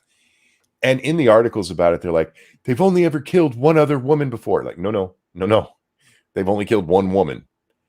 Yeah, they still have. This is a person who became trans. I'm sorry, realized they were trans because nobody becomes it. After they were in prison for murdering their ex-girlfriend who they stalked. And then, Jack, this is one of those cases I've told you before. I think the death penalty should be used sparingly and only when we absolutely know it was them. We absolutely know it was this guy. This girl goes missing. You know how they found the body? He led the police to it. A correction, Monkey. He was stunning and brave when he led them to the body. Yeah, he killed this girl. He murdered her in cold blood. And now they're like, we really shouldn't kill him because he's trans. And part of their appeal to clemency is that he has mental problems. Probably not the argument you want to be making when part of your argument is also that he's trans. Yeah. But I don't care. We talked about this case briefly on the show before. Apparently, when he was young, his mom rubbed feces in his face one time, and his dad one time tased him. I don't know if those are true. Those are things that they tell us. But those are the only two instances of abuse that they give us. Not saying that it's okay to do that stuff, but those having your mom once rub poop on your face and your dad once tase you is not a good reason to kill a woman decades later. Yeah, right. So fuck that person. I didn't mean your story here just reminded me of that. And I had to get that on record. Fuck this guy. I'm glad he's going to death because he deserves it. He murdered a woman for no reason. He wanted to be her boyfriend still, so he killed her. Fuck that guy. Well, if he couldn't have her, nobody could. And he's got to live decades since then. Fuck him. He should be dead already. I know he was abused as a child, and the jury didn't get to hear that, Jack. Oh, big deal. Nobody cares. It's not relevant. It's not like he killed his mom. At least then, her rubbing shit in his face might have some value to the case. In this case, no, it was just he killed her because he couldn't have her. And she kept trying to get away from the fucker. And now he's trans, and yet, oh my God, they're going to kill the first trans woman. It'll be the second woman in the state. No, it won't. Trans clash. Men's prison slammed for failing to provide makeup for transgender inmates. You have no right to makeup. All right. Can we just say that? We treat our prisoners way too well. Yeah. I don't think they should be treated like animals, Jack. But their basic needs being met is all we owe them. Yes. That's it. It's not supposed to be a luxury resort. This is Kyle. Thank you so much. There is nothing in someone's past traumas that justified them hurting or killing someone innocent. I wish people would get that in their heads. I agree. Thank you for that, feminist. $12. Uh-oh, that made that a turf donation. Because we were talking about that trans person. Uh-oh. Damn it, Kyle. See what you did? Inspectors said they gave the jail inadequate support for to minority groups, particularly trans lags. The findings came during an unannounced visit in the autumn to HMP's Northam. I hate British cities. So much hate in your heart. Northumberland. You don't need to add like 9 things to every city. You don't know me. Manchesterville Shire. What the? No, just stop. Northumber. There you go. That's never mind. A report by HM Inspectorate for Prison says prisoners identifying as non-binary, gender fluid, or transgender were consulted, but not regularly. Why did they need consulted? Never mind. During the inspection, it was difficult for prisoners to obtain makeup and women's clothing. What? Okay. Do women over there not wear the jumpsuits? But do they get to wear like little frilly dresses and shit in British prison? Only if they're trans, I suspect. LGBTQ plus prisoners said they also wanted more opportunities to meet up inside the jail, which has 1,348 inmates. Inspectors slammed bosses on diversity. Oh my God. All right. They found leaders had not sufficiently prioritized equality and diversity and did not pay sufficient attention to the experiences of prisoners with protected and minority characteristics. Protected status of prisoners. Jesus fuck. That's where we're at as a society, huh? Yes. Overall support from prisoners from protected or minority groups was inadequate. Wow. One inmate moaned, in this prison, they cater to the majority and neglect the minority.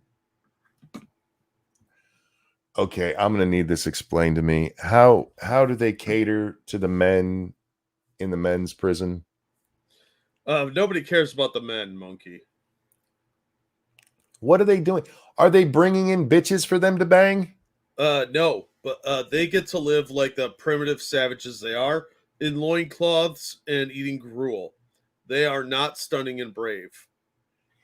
Spokesman for HMP Northumberland said, we fully acknowledge some areas require improvement, particularly around activity, rehabilitation, and diversity. We've been working since the inspection to develop and implement an action plan. I got an action plan. Fuck them. There you go. They are prisoners. They don't deserve any kind of special treatments. Are you being fed? Yes. Are you clothed? Yes. Shut the fuck up. Well, to be fair, I think everybody in jail should be forced to wear a muumuu. I feel like that flower print muumuu. I feel like that makes the rape a little easier. That sounds like a them problem, not a me problem.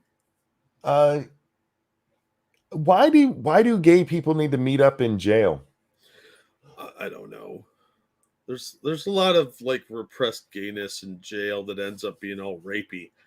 Look, man, this is just more evidence that there are certain hierarchies being developed of people that are allowed to get away with different things. They get special treatment, and the rest of you they don't give a shit about. I just don't understand why people care so much. Look, again, I'm all for not making cruel and unusual situations. You know, things like Shawshank shouldn't happen. Fair. I agree. But the whole nonsense, I mean, we've had prisoners, the person I just told you about, the trans one that's being put to death. In the story I read today about it, they talked to a trans person who became one of the trans people in the jail, and they sued because they weren't being able to be treated like the girls that they are. They weren't given, and I'm not making this up, feminine products in a men's prison. Like they weren't being given feminine. What feminine products do they need? Lacy underwear? They that's not a necessity. And they sued and won, Jack. Of course, because we live in a goofy alternate dimension where crazy stupid shit is the norm. Those feminine products were probably the makeup and frilly dresses that they wanted. And it's absolutely asinine that this shit keeps going through. I'm all for letting them have books so they can read. Television, that's if somebody wants to do it. If a prison wants to pull all the TVs out, I'm okay with that because you do not have a fucking fundamental right to television. Yeah, the courts have decided stupidly on that one too. They have. They've done the same thing with exercise equipment. Yeah. You don't need exercise equipment. You can do push-ups. You can run. We shouldn't be building super criminals. We should be trying to make them fat and lethargic. Like Twinkies. Here you go. Eat up, buddy. All you can. All of this we have to make it like a hotel for them. It's a nice hotel, just they have brick walls, so it's like a European hotel. I guess. It's fucking disgusting. Look, if you're in jail, you likely did something you shouldn't have done. Yep. And you should be there to contemplate your actions, serve your time, and get out and be a better citizen by not doing that shit again. You shouldn't want to go to jail. But you're wrong, Monkey. That's what the elites say. I'm not wrong though. They've taken the idea of cruel and unusual punishment, which go back and look what jails looked like at the time where we instituted that rule, Jack. Look at the death penalty being declared cruel and unusual there for a while, and several states still seeing it that way. You do know the founders hung people in the streets, right? They just string them right up back in the day. It wasn't cruel and unusual. Yeah. There was literal tar and feathering. Yeah. Which usually killed people. No, we can't have cruel. I think we should go back to having stocks for some minor crimes. Yeah. Put somebody in that little thing, let them stand there for 2 days while people throw tomatoes and shit at them, and let them be shamed. I bet you they would have a smaller prison population. Probably. But now cruel and unusual means a dude who pretends he's a girl to try to get into a female prison should have access to tampons and makeup. You know, because. Yeah, I'm okay with a lot of instead of putting people in jail for minor crimes, like give them an ass whooping. Minor crime, caning. Bring in caning. Yeah. All right. China sails warship near Guam and warning to near Guam. That's what happened to Guam when it flipped over. Yeah, it became Guam. It changed its identity, if you know what I'm saying. I hope this ship didn't sail too close. And did the island like shake around a lot with the waves? Probably. I mean, it's not super buoyant. China sails warship near Guam and warning the U.S. over Taiwan. Chinese deployment of its aircraft carrier Liaoning, which Japanese official confirmed, capped a year of tension with the U.S., particularly over Taiwan. Wow. They got quite a few ships out there. Chinese and Russian warships partake in joint naval drills in the East China Sea on December 27th. That's just days ago. And that's a fairly modern-looking warship right there in the front. This is one of the new style of warships. The reason they're all angled like this, those are stealth precautions. That's why the ships all look like ass nowadays. Yeah. China sailed one of its 3 aircraft carriers near the U.S. territory of Guam. And remember, they are in the process of ramping up their Navy. Oh, yeah. Just a couple of years ago, they had like a 1942 aircraft carrier. Yeah, they've been really building up their naval forces. Look, it doesn't have to be that great. They just swamp you with numbers. And sadly, that could work. Especially when our guys can't even not run into each other in the San Diego harbor. Chinese fleet, led by the aircraft carrier Liaoning, had already spurred several clashes with the U.S. allies in the region with its tour of the Western Pacific, most recently by conducting roughly 260 takeoff and landing drills near the Japanese island of Okinawa, home to a major U.S. military presence. Do we still have our base in Okinawa? I think so. The operations prompted the Japanese Air Force to scramble fighter jets and helicopters, as well as destroyers and other elements of its self-defense forces. Well, that sounds right. But Japanese officials also confirmed Thursday, that Chinese vessels had transited to the south near the western edge of the territory U.S. claims as part of the remote island of Guam, a critical element of America's ability to project military might in the region. Yeah, because we shut down our other fucking bases there. Yeah. Why in the hell did we shut down our base in the Philippines? To capitulate to China's demands, probably. Eagle says we still have a base in Okinawa. Okay. They're not direct anyway. So yeah, they're running up on our territory now, like they've been doing to Taiwan. Well, I mean, they've done this to us in Hawaii too. They did that not too long ago. Yeah. I don't know if you have the story, so stop me if you do. Do you have the story about the F-35s? The encounter? No. That they got grounded again. No, I didn't see that. Yeah, this is actually a couple of days old. I'm not going to bring it, the whole story up. You guys can look it up. The Air Force grounded a whole bunch of F-35s again because of a crash. Apparently, the kinks didn't get worked out when they shut down the entire fleet back in July. Man, what a garbage plane. On paper, it's a good plane. I don't know what they did wrong with it. Yeah, my guess is the length of it is the problem. Oh. Because it's not that much different than the F-22. They're very similar planes. It's just that the F-35 is smaller. It's got a smaller wingspan. It can go higher and faster. You make a smaller plane that can go faster, you're dealing with some very iffy aerodynamics. You better be spot on. But yeah, we covered it when they grounded it back in, it was either June or July. They grounded the entire fleet. Yeah. That was a big deal because most major media outlets ignored it. The F-35 has less accidents per flight hours than jets considered successful, like the F-15 and F-16. That's because they're all grounded. I get what he's getting at, but we're also supposed to be getting better and better at this stuff. And the F-22 has a much better rate than the F-35 has. My guess is the problem with it. Look, the F-14, my favorite plane ever. I still think it's the most badass looking plane we've ever had. That thing was notoriously hard to fly. And if you didn't know what you were doing, you were going to wreck it. And I think the F-35, F-22 is slightly worse than the F-35. I'll take your word for it, Ansan, but not according to the article I read about this. And the issues, the F-22 was grounded for a while, or at least part of the fleet was. The F-35 was completely grounded and then just grounded again like a week ago.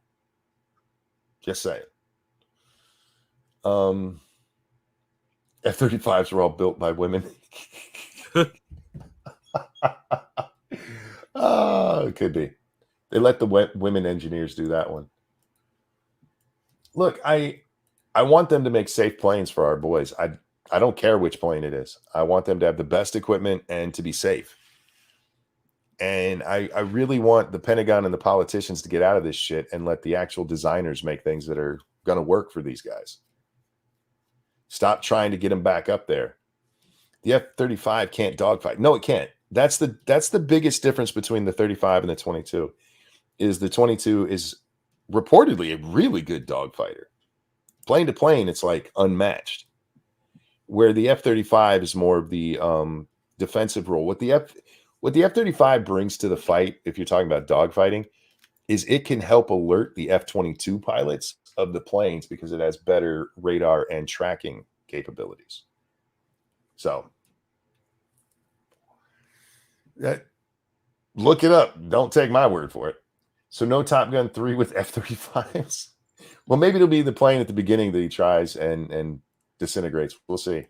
The whole movie takes place on the tarmac.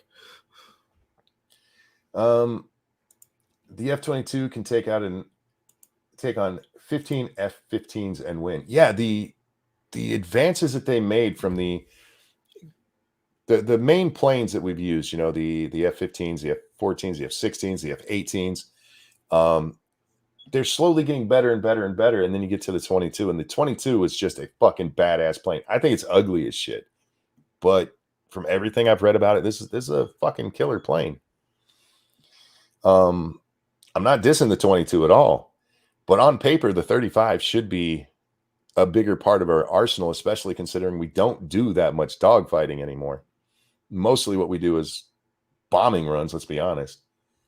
And that's kind of what the F-35 is there for, is more ground targets and just monitoring capabilities. Anyhow,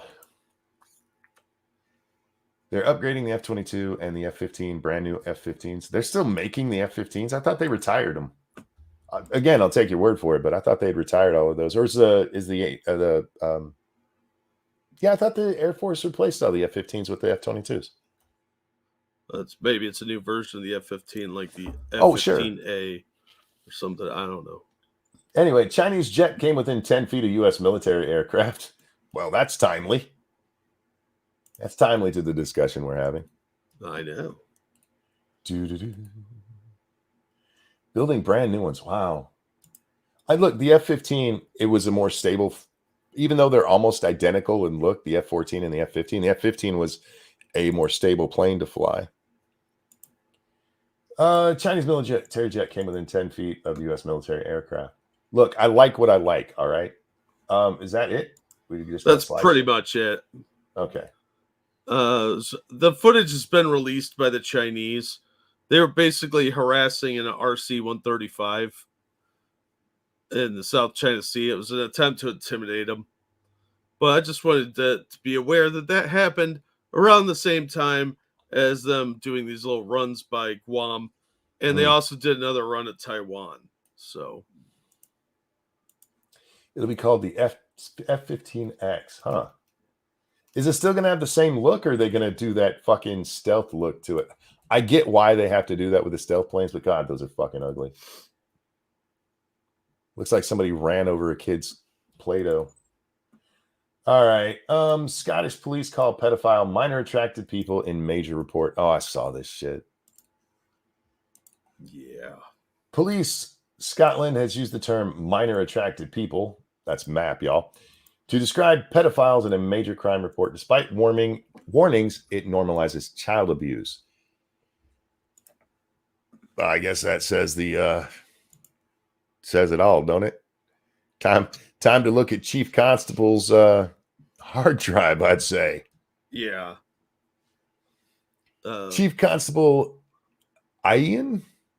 Is that just Ian when they add an extra I in there for no fucking reason? I think so. Livingstone annual assessment of the force's performance made reference to its working in a European project targeted at minor attracted people. The report said the Horizon Europe project was aimed at providing them with the necessary support, treatment, and guidance to help prevent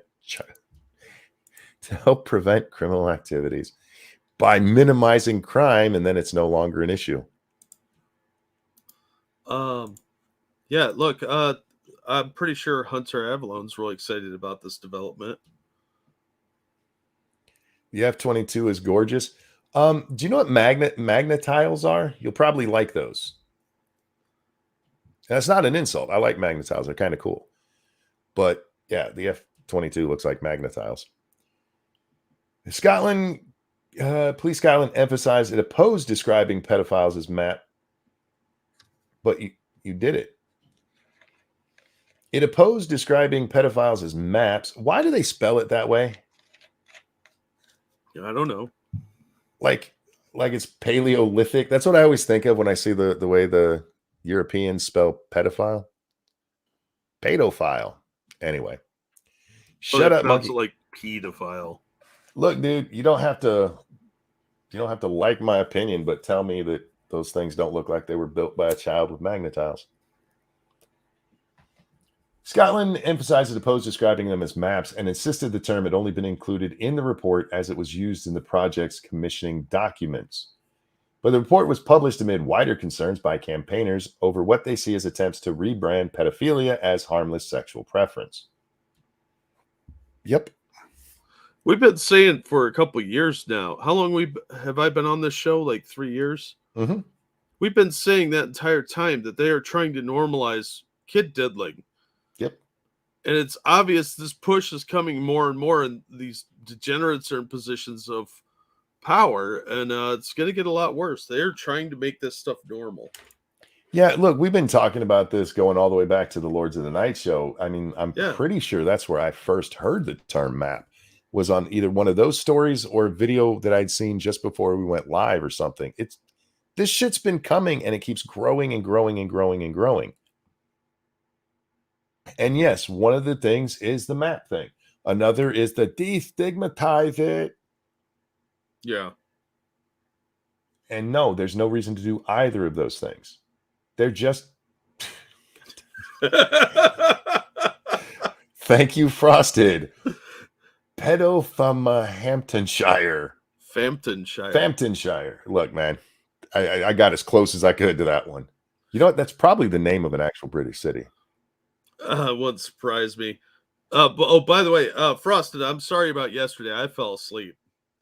I missed MST3K. I woke up and I'm like, oh, I wonder if he sent me the link. Oh my God, it's been 6 hours. Guys, make sure you're sharing this with your friends, your family, that bitch you hate. Hit the like button. Thank you for the reminder there, Froggy.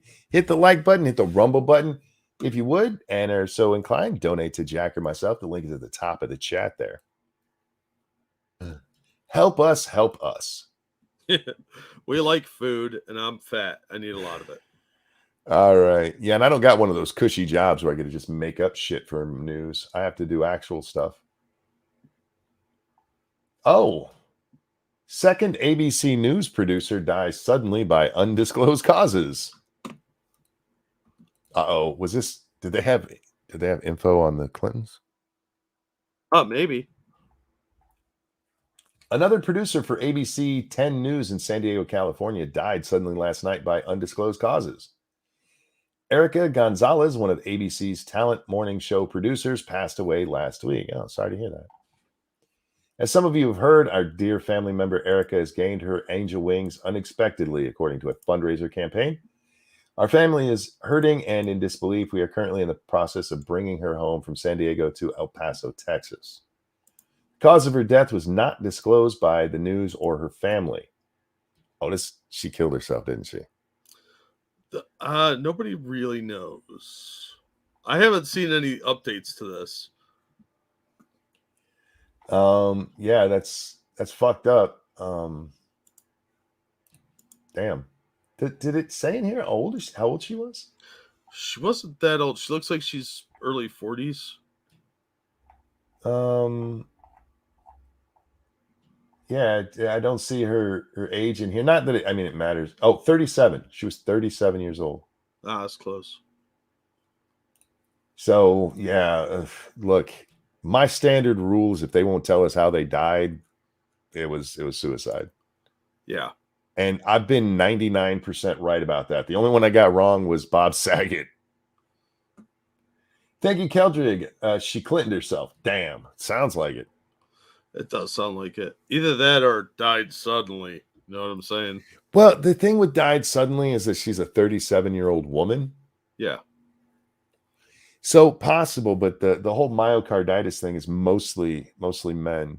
It's possible. It is possible, but there have been a couple of female athletes, but you're not wrong. Yeah. But I have a hard time accepting anything they're saying these days. But yeah, it was probably suicide, sadly.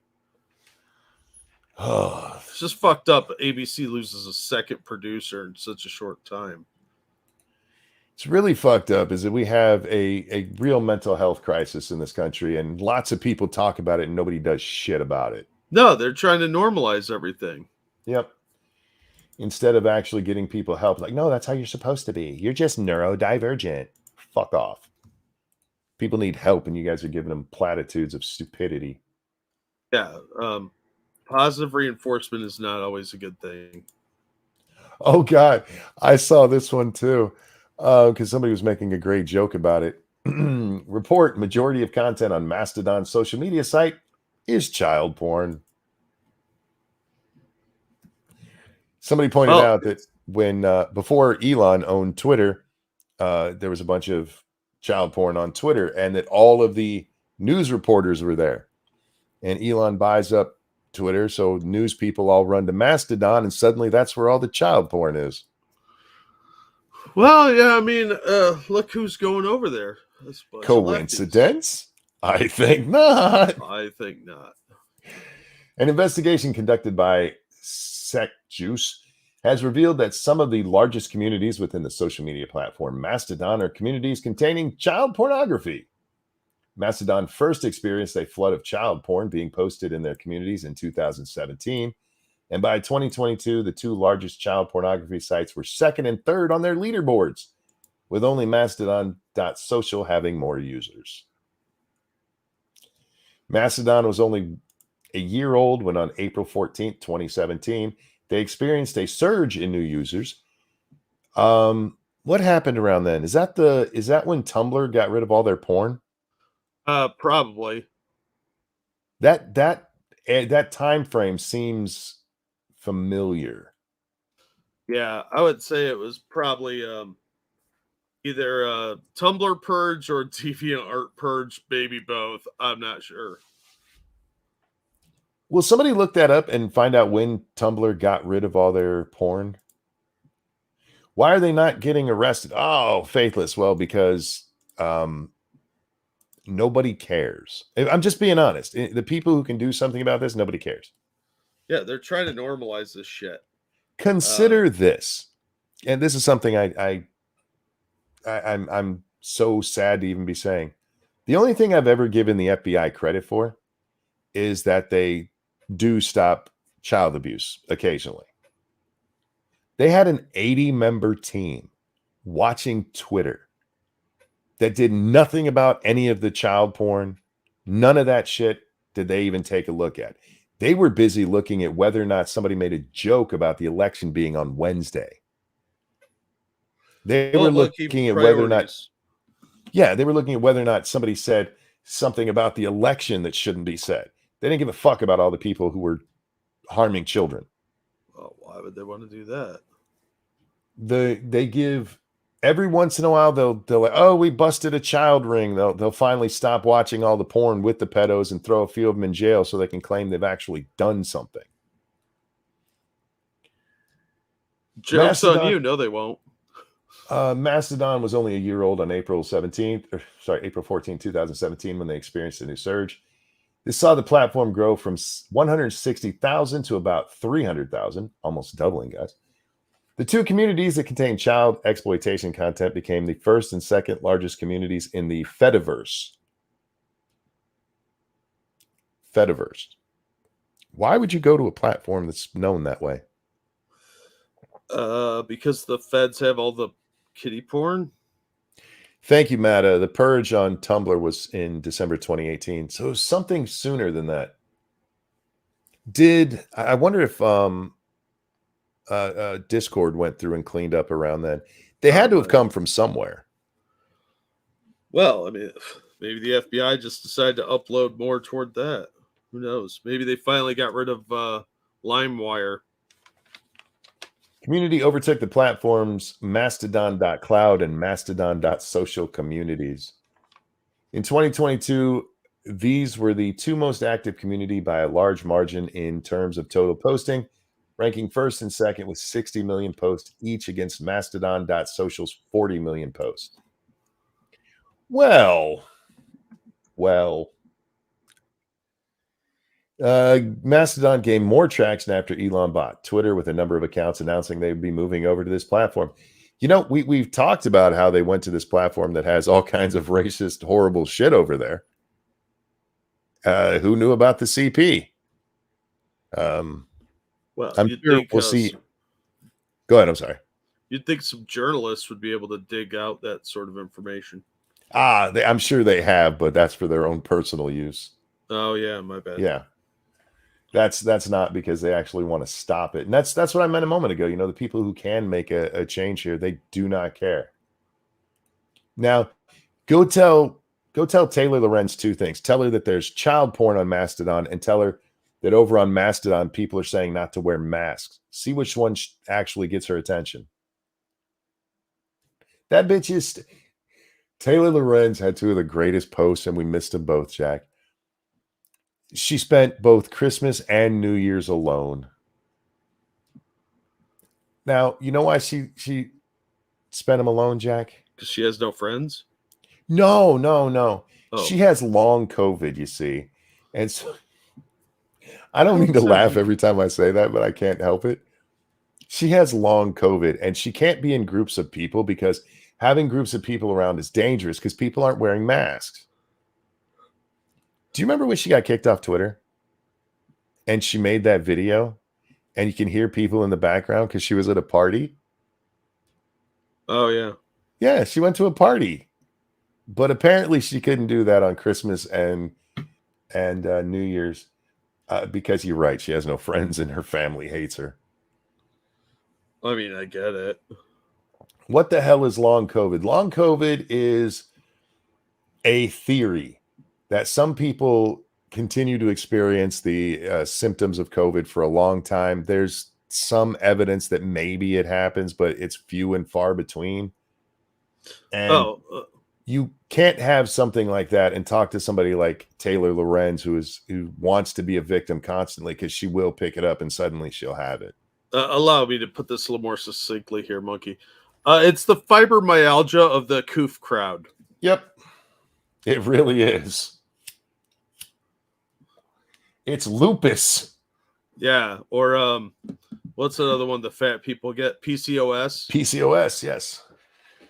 She's got all of those. She does. I'm sure. Yeah. Maybe some ASMR in there too. I don't know. It does seem to be kind of a hypochondria mixed with some like lingering effects. Like my sense of taste still hasn't fully come back yet from having the coof, and it's been several months now since I had it. But I think that's more toward my diet than anything else.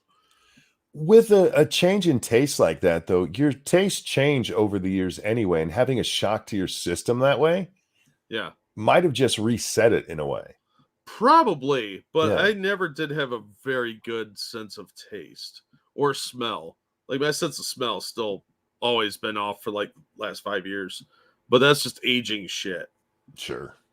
So yeah, I mean, she's just playing it up. Like every little thing is like, oh my God, it's the COVID.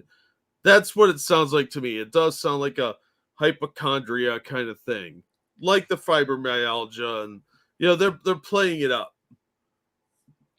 Turbo cancer. Please don't mention turbo cancer to Taylor Lorenz. She'll have that next week.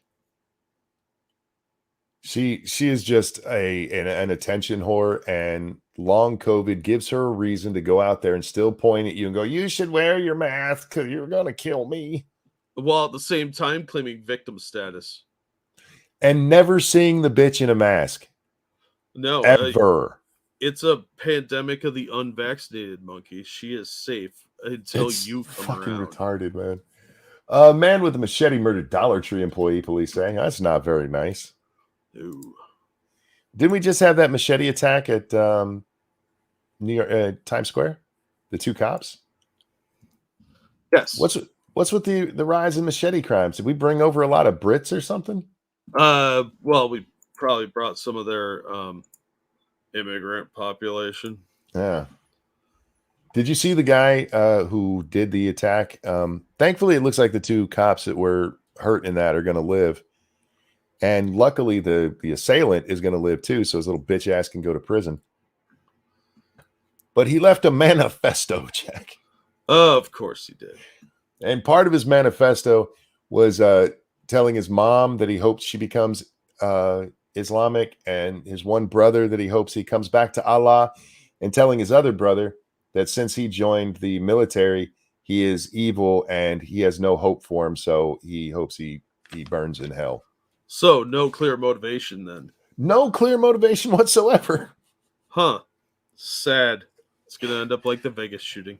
Yeah. Mystery for the ages. Well, like I said, luckily the motherfucker's alive, so he got shot because he attacks the one guy his first year on the force, gets attacked with a machete by a fucking lunatic. He screams, his partner sees him, shoots the guy doesn't die, so he got shot and he's going to prison. That actually makes me happy. It's a fucking sick world, man. But both police officers got hit. Both of them are going to recover. But yeah, fuck that guy. I like him taking a shot. I hope you come over to Islam because you're kind of you're an infidel right now, Mom. Who tells their mom that they're an infidel? What kind of fucking horrible person are you? Ranting. Damar Hamlin suffered a cardiac arrest following a hit in our game versus the Bengals. His heartbeat was restored on the field. After 9 minutes of CPR and a defibrillator, and then they took him to the hospital where they put him to sleep so they could shove a tube down his throat or into his lungs. I don't doubt that he suffered cardiac arrest. That's pretty obvious.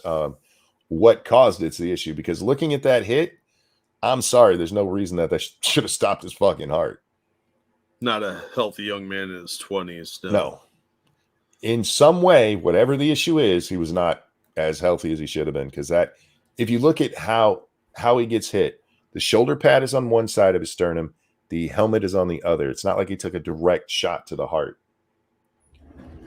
But his heart stopped before the hit. The only reason I would think it not is because he did stand up. And granted, what is it? 6 seconds before your body goes out without the blood supply moving. Yeah, but still, I don't know. I think we're gonna find out a lot more in the next week or so. And when you have the chest protection on that they wear, that should not have been enough unless that his heart was faulty in some way, whether Fauci related or a genetic abnormality. Anyhow, Upper Sandusky, Ohio. Oh, damn. It's down your way. Mm-hmm. An Ohio man is facing murder charges after police said he killed an employee inside a dollar store with a machete. The Upper Sandusky Police Department said in a news release that officers were called to the Dollar Tree on January 1st for a report of a man waving a machete around inside the store. When officers arrived, they said they found the victim, Karis Rebel, dead. Police said their investigation determined that Bethel Bekele entered the store with a machete, approached Rebel, and struck her numerous times with the machete. So, domestic dispute? We don't know. There's no known connection yet between these two people. As of now, they just know that he hacked this woman to death with a machete. They don't know the motive, and detectives are currently investigating whether any relationship existed. Yeah, he left the machete at the scene, too. Either he really didn't like his dollar store brand of something, or that bitch pissed him off sometime. This could be as simple as, he was there one time and thought she was rude to him, and so he decided he was going to take it out on her. Yeah, dude sounds like a lunatic. Yeah. It's a certain amount of rage to grab a machete and go after someone. It's pretty fucked up. You know what? We could take him down to Texas, ask them if we could use their injection seat for a minute and take care of the problem real quick. Yeah. We know he did it. Yeah. Right? So, yep. Yeah, fuck the guy. Well, there's the video all over those places.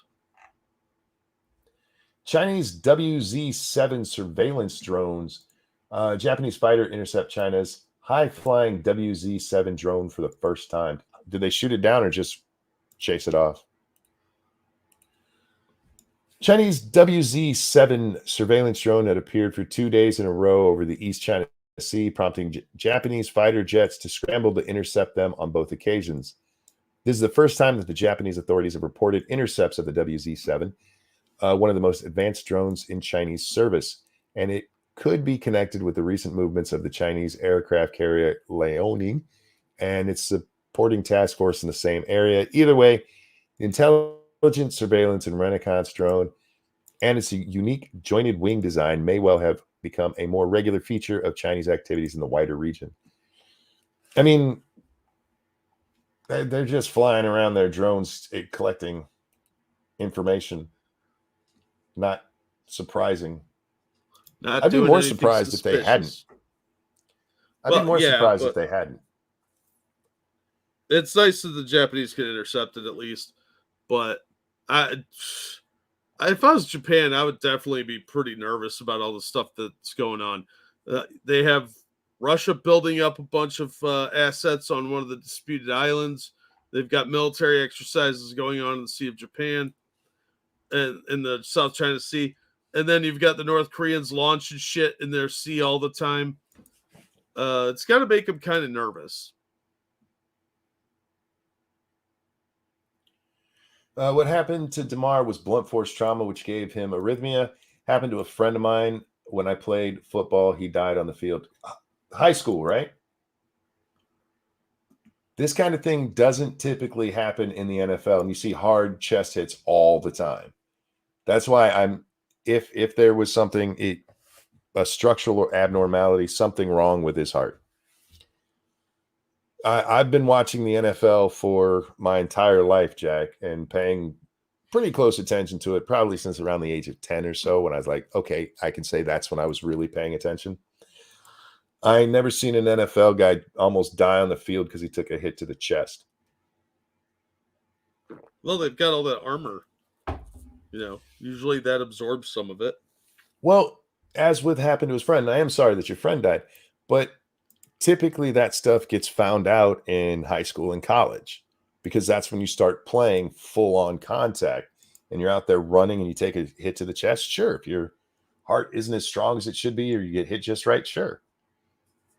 But typically not in the NFL.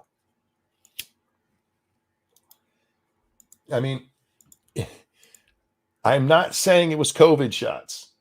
I'm saying it's possibly COVID shots, but I'm not saying it is COVID shots. There's a lot of reasons it could have happened. A structural abnormality is the typical cause of those kind of things. You do see football players die in high school quite often. Well, I don't want to say quite often, but enough that it's not that abnormal for it to happen. And it's usually something that is structurally wrong. Anyway, that's something that happens to adolescents, from what I heard, not adults. Again, it's because it's found out then. That's why it doesn't happen. It's almost a way of weeding out people. It's not a nice way to say it, but it is. The strong survive, and the people who, it's a horrible way to find out your kid had a heart problem, Jack. Oh, absolutely. Oh, speaking of horrible, oh God, man. So my daughter's cat had his leg amputated today. Oh. And she sent a picture of us of the kitty, and she's got the little cone on her head. Cone of shame too. The horrible part, though, and honey, if you're listening, please turn off the show for just a second, okay? Seriously, listen to your dad. Don't listen to this next part. I'm gonna give you a second to turn it off. 5, 4, 3, 2, 1. In the back of the picture, if you pay attention, you can see where the leg was cut off, and it kind of looks like a butcher had just taken a hatchet to it. Oh, geez. Yeah, it does not look good. Oh, and it made me want to find that fucking vet and just beat the bloody shit out of her. Not the one who did the operation, guys. They did what they can because the other vet fucked it all up. Oh, it angered me. I do not like people that cause pain to other living beings that don't deserve it. Yeah. No, not Phoebe. Not Phoebe. Her name is Polly. It's my daughter's cat, not my cat.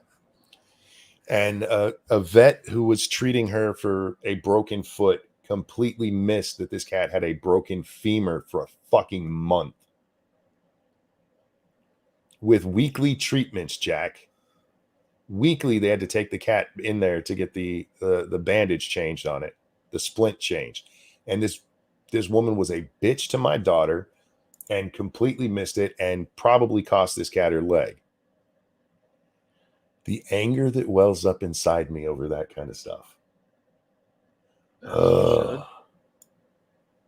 But yeah, so she's recovering. She was moving around without really using that leg, so she should be recovered. They say if a cat has to lose a leg, the back one's the better one to lose. They can move around better with the one back leg than one front leg.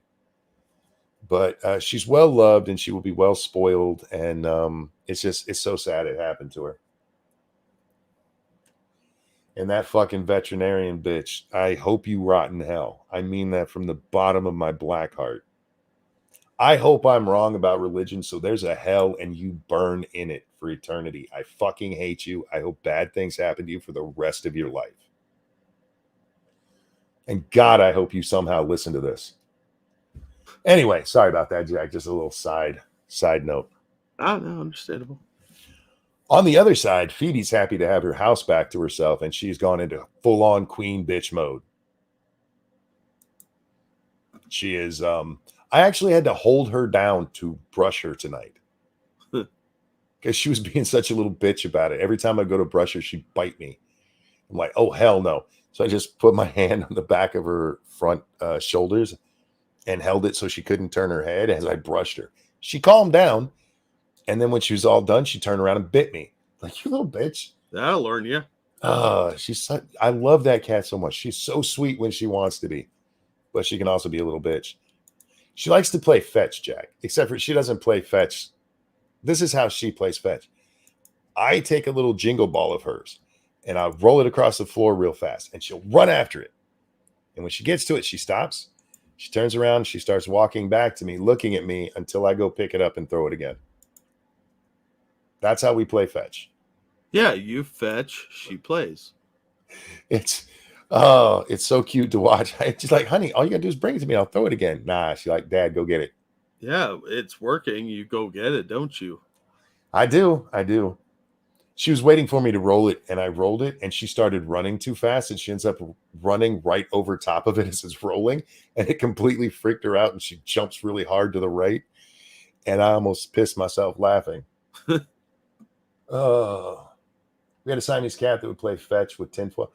Polly, the kitty cat that we've been talking about that lost her leg, she actually plays fetch.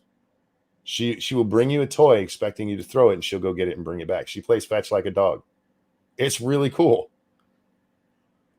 But yeah, you'll have to put a string on it. Oh, no. Phoebe is very particular about her toys. She even keeps them in places where she wants them. And if she moves, or if you move them, she will put them back. I may have tried that occasionally. Let's see if she'll do that. The cat trained an old cripple. You know what, Froggy? The truth of the matter is I'm kind of glad that she does it because it gives me exercise. And I know that's sad, Jack, but it does. It gives me exercise walking around. It gives me bending over and having to pick something up over and over again. It's good exercise for me. So And maybe the cat is just my personal trainer. This is why I haven't got another pet. Oh, she's so sweet, though. I do love her. Every time I open my office door, she comes running to me, and then she stretches way out, and that's my clue that I'm supposed to pick her up. But, ladies and gentlemen, we are going to wrap up there on the kitty cat stories. Go ahead. You do want to do the last one? That was the last one. No, it wasn't. When did this one get in there? Oh, I didn't see it. I'm sorry. Been there for like 2 hours. I didn't see it. Georgian would-be robber slips on ice while pulling gun, hits head, police say, like a scene from Home Alone. All righty then. I thought it was funny. Witness took 2 guns from the suspect before police arrived to take him into custody. Man, he is all beat the fuck up. Yeah, he did it to himself. He's got that over there, this here, 3 up there. His eyes busted to fuck. This side's all cut up. And I don't know if that's one of the sores or if he has like AIDS. It could be meth sores. Georgia man attempted to rob a business in the early hours of Christmas morning went awry when employees fended off the suspect, sending him slipping on ice and hitting his head on the ground, according to the Gainesville Police Department. Luis Sabaco Ordonez, 30, is now facing armed robbery and aggravated assault charges. The incident, which police likened to a scene out of Home Alone, began around 1 on Christmas morning. He was allegedly hiding behind a business in Gainesville, which is about 50 miles north of Atlanta. Nobody cares about that. And pulled a gun on an employee who walked outside. The employee got into a physical altercation with him, who allegedly, the guy fired a shot after another worker exited the building and spooked him. These people are lucky they didn't get shot. Yeah, very much so. But he does seem like he's pretty incompetent, so I think they lucked out. They really did. The guy pulls a gun and you get into a physical altercation with him. All right. Go big or go home. He's probably going to shoot you either way. So I don't recommend that. But anyway, he tried to flee the scene but slipped on a frozen patch and hit his head. Witnesses were able to take 2 guns away from him until police arrived. No one was struck by gunfire. Well, sweet. Well, fuck that guy. I hope he goes to prison for a long, long time. I thought it was funny that he fell on the ice and then fucked himself up real bad. They arrested him for assaulting the ice. I don't think that's what it was for, but they should hit him with that too. Just throw all the charges on there. That's what DAs like to do, right? Right? Get him for trespassing, get him for jaywalking, throw everything on that shit. But yeah, I'm glad. That the only way that would have been funnier is if he shot himself in the balls. Right? I thought that's where it was going when I first read it. And I was like, thought he'd shoot himself. What a dumbass. Don't rob people. It's not cool. And that's a much better ending than the machete story. Yeah. Well, I didn't want to go out on a machete. I wanted to go out on a somewhat higher note than that. Fucking retard. And cat losing its leg, really, that's not much of a upswing. I'm looking at those pictures of him, and they say fell and hit his head on the ice. That is more than just hitting. Somebody beat the fuck out of that guy. I think they beat the fuck out of him, but he fell down on the ice. He probably did fall and hit his head, but somebody beat the shit out of him. His eyes busted the fuck. Yeah. Either that was some really dangerous ice and he fell down more than once, or an employee's boot did some of that. But either way, I don't feel bad for the guy. I have no sympathy for him. Fuck that guy, but come on, that is more than just hit your head on the ice. All right. That's not Home Alone, man. That's don't drink your juice in the hood. Don't be a menace to South Central while drinking your juice in the hood. The fight scene where they stomp that guy flat. Ladies and gentlemen, thanks so much for coming and hanging out with us tonight. Thank you for all of the donations. You guys are so kind to us. Really, really do appreciate it. Jack, anything you'd like to show out? I'll drop a link to a really cool video. Yeah, he picked a fight with the pavement and lost. But thank you all for the donations. You're so generous to us and it helps keep the show going. We greatly appreciate that. And thank you all for coming out night after night and watching us. And thank you. I'll be over on twitch.tv/rantingmonkey playing 7 Days to Die here in a couple of minutes. I'm going to try to get it done soon because I am tired again. Jack, I've been napping all day, like 3 and 4 hour naps. And I wake up, I'm awake for like 4 or 5 hours. I'm like, I need another nap. I just want regular sleep. I'm tired of napping. It's making me cranky. You get used to it. You don't want a cranky ranting monkey. Well, it makes you rantier. It makes me say fuck a lot more. And YouTube is apparently against fucking these days. I don't know what YouTube has against fucking. They're really Puritans. I bet they hump. You think that's how Susan says it when her and her man get it on, or her? I don't know. She's married, right? She got a man. I think so. You think they're getting all cuddly and they've had a glass of wine or two, and she looks lovingly into his eyes and says, "Hump me, baby." I think she says copulate. Fornicate. Fornicate's one of my favorite. Well, if they're married, they're not fornicating. Guys, if you really want to get your woman hot and bothered, just look at her and go, "Let's fornicate." Yeah, you have to lull them into it. Like, would you like to come back to my place, view my etchings, and possibly fornicate? You drop fornicate on her, she's dropping panties on you. That's all I'm saying. Copulation complete. If you're British and you say that in a British accent right as you finish, you are so going to be able to plow that chick whenever you want. Yeah, that's just a lubrication for the next time. Yeah. She will likely climax on the spot, too. The Aussies could probably pull that off, too. They have a similar accent. No, Aussies call it cunt busting. Well, I mean, it depends on the chick, doesn't it? Is she a bogan or not? Because if you're an Aussie, just look at a chick and ask her if she wants her cunt busted, and she will drop the panties. These are the kinds of pearls of wisdom you're only going to find here on Monkey in the Morning. Guys, don't forget twitch.tv/rantingmonkey. Come hang out. Jack, a pleasure as always, my friend. Always glad to be here. Ladies and gentlemen, we'll see you next time. Take care. Bye, everybody. If you take our advice, that's your bad dummy.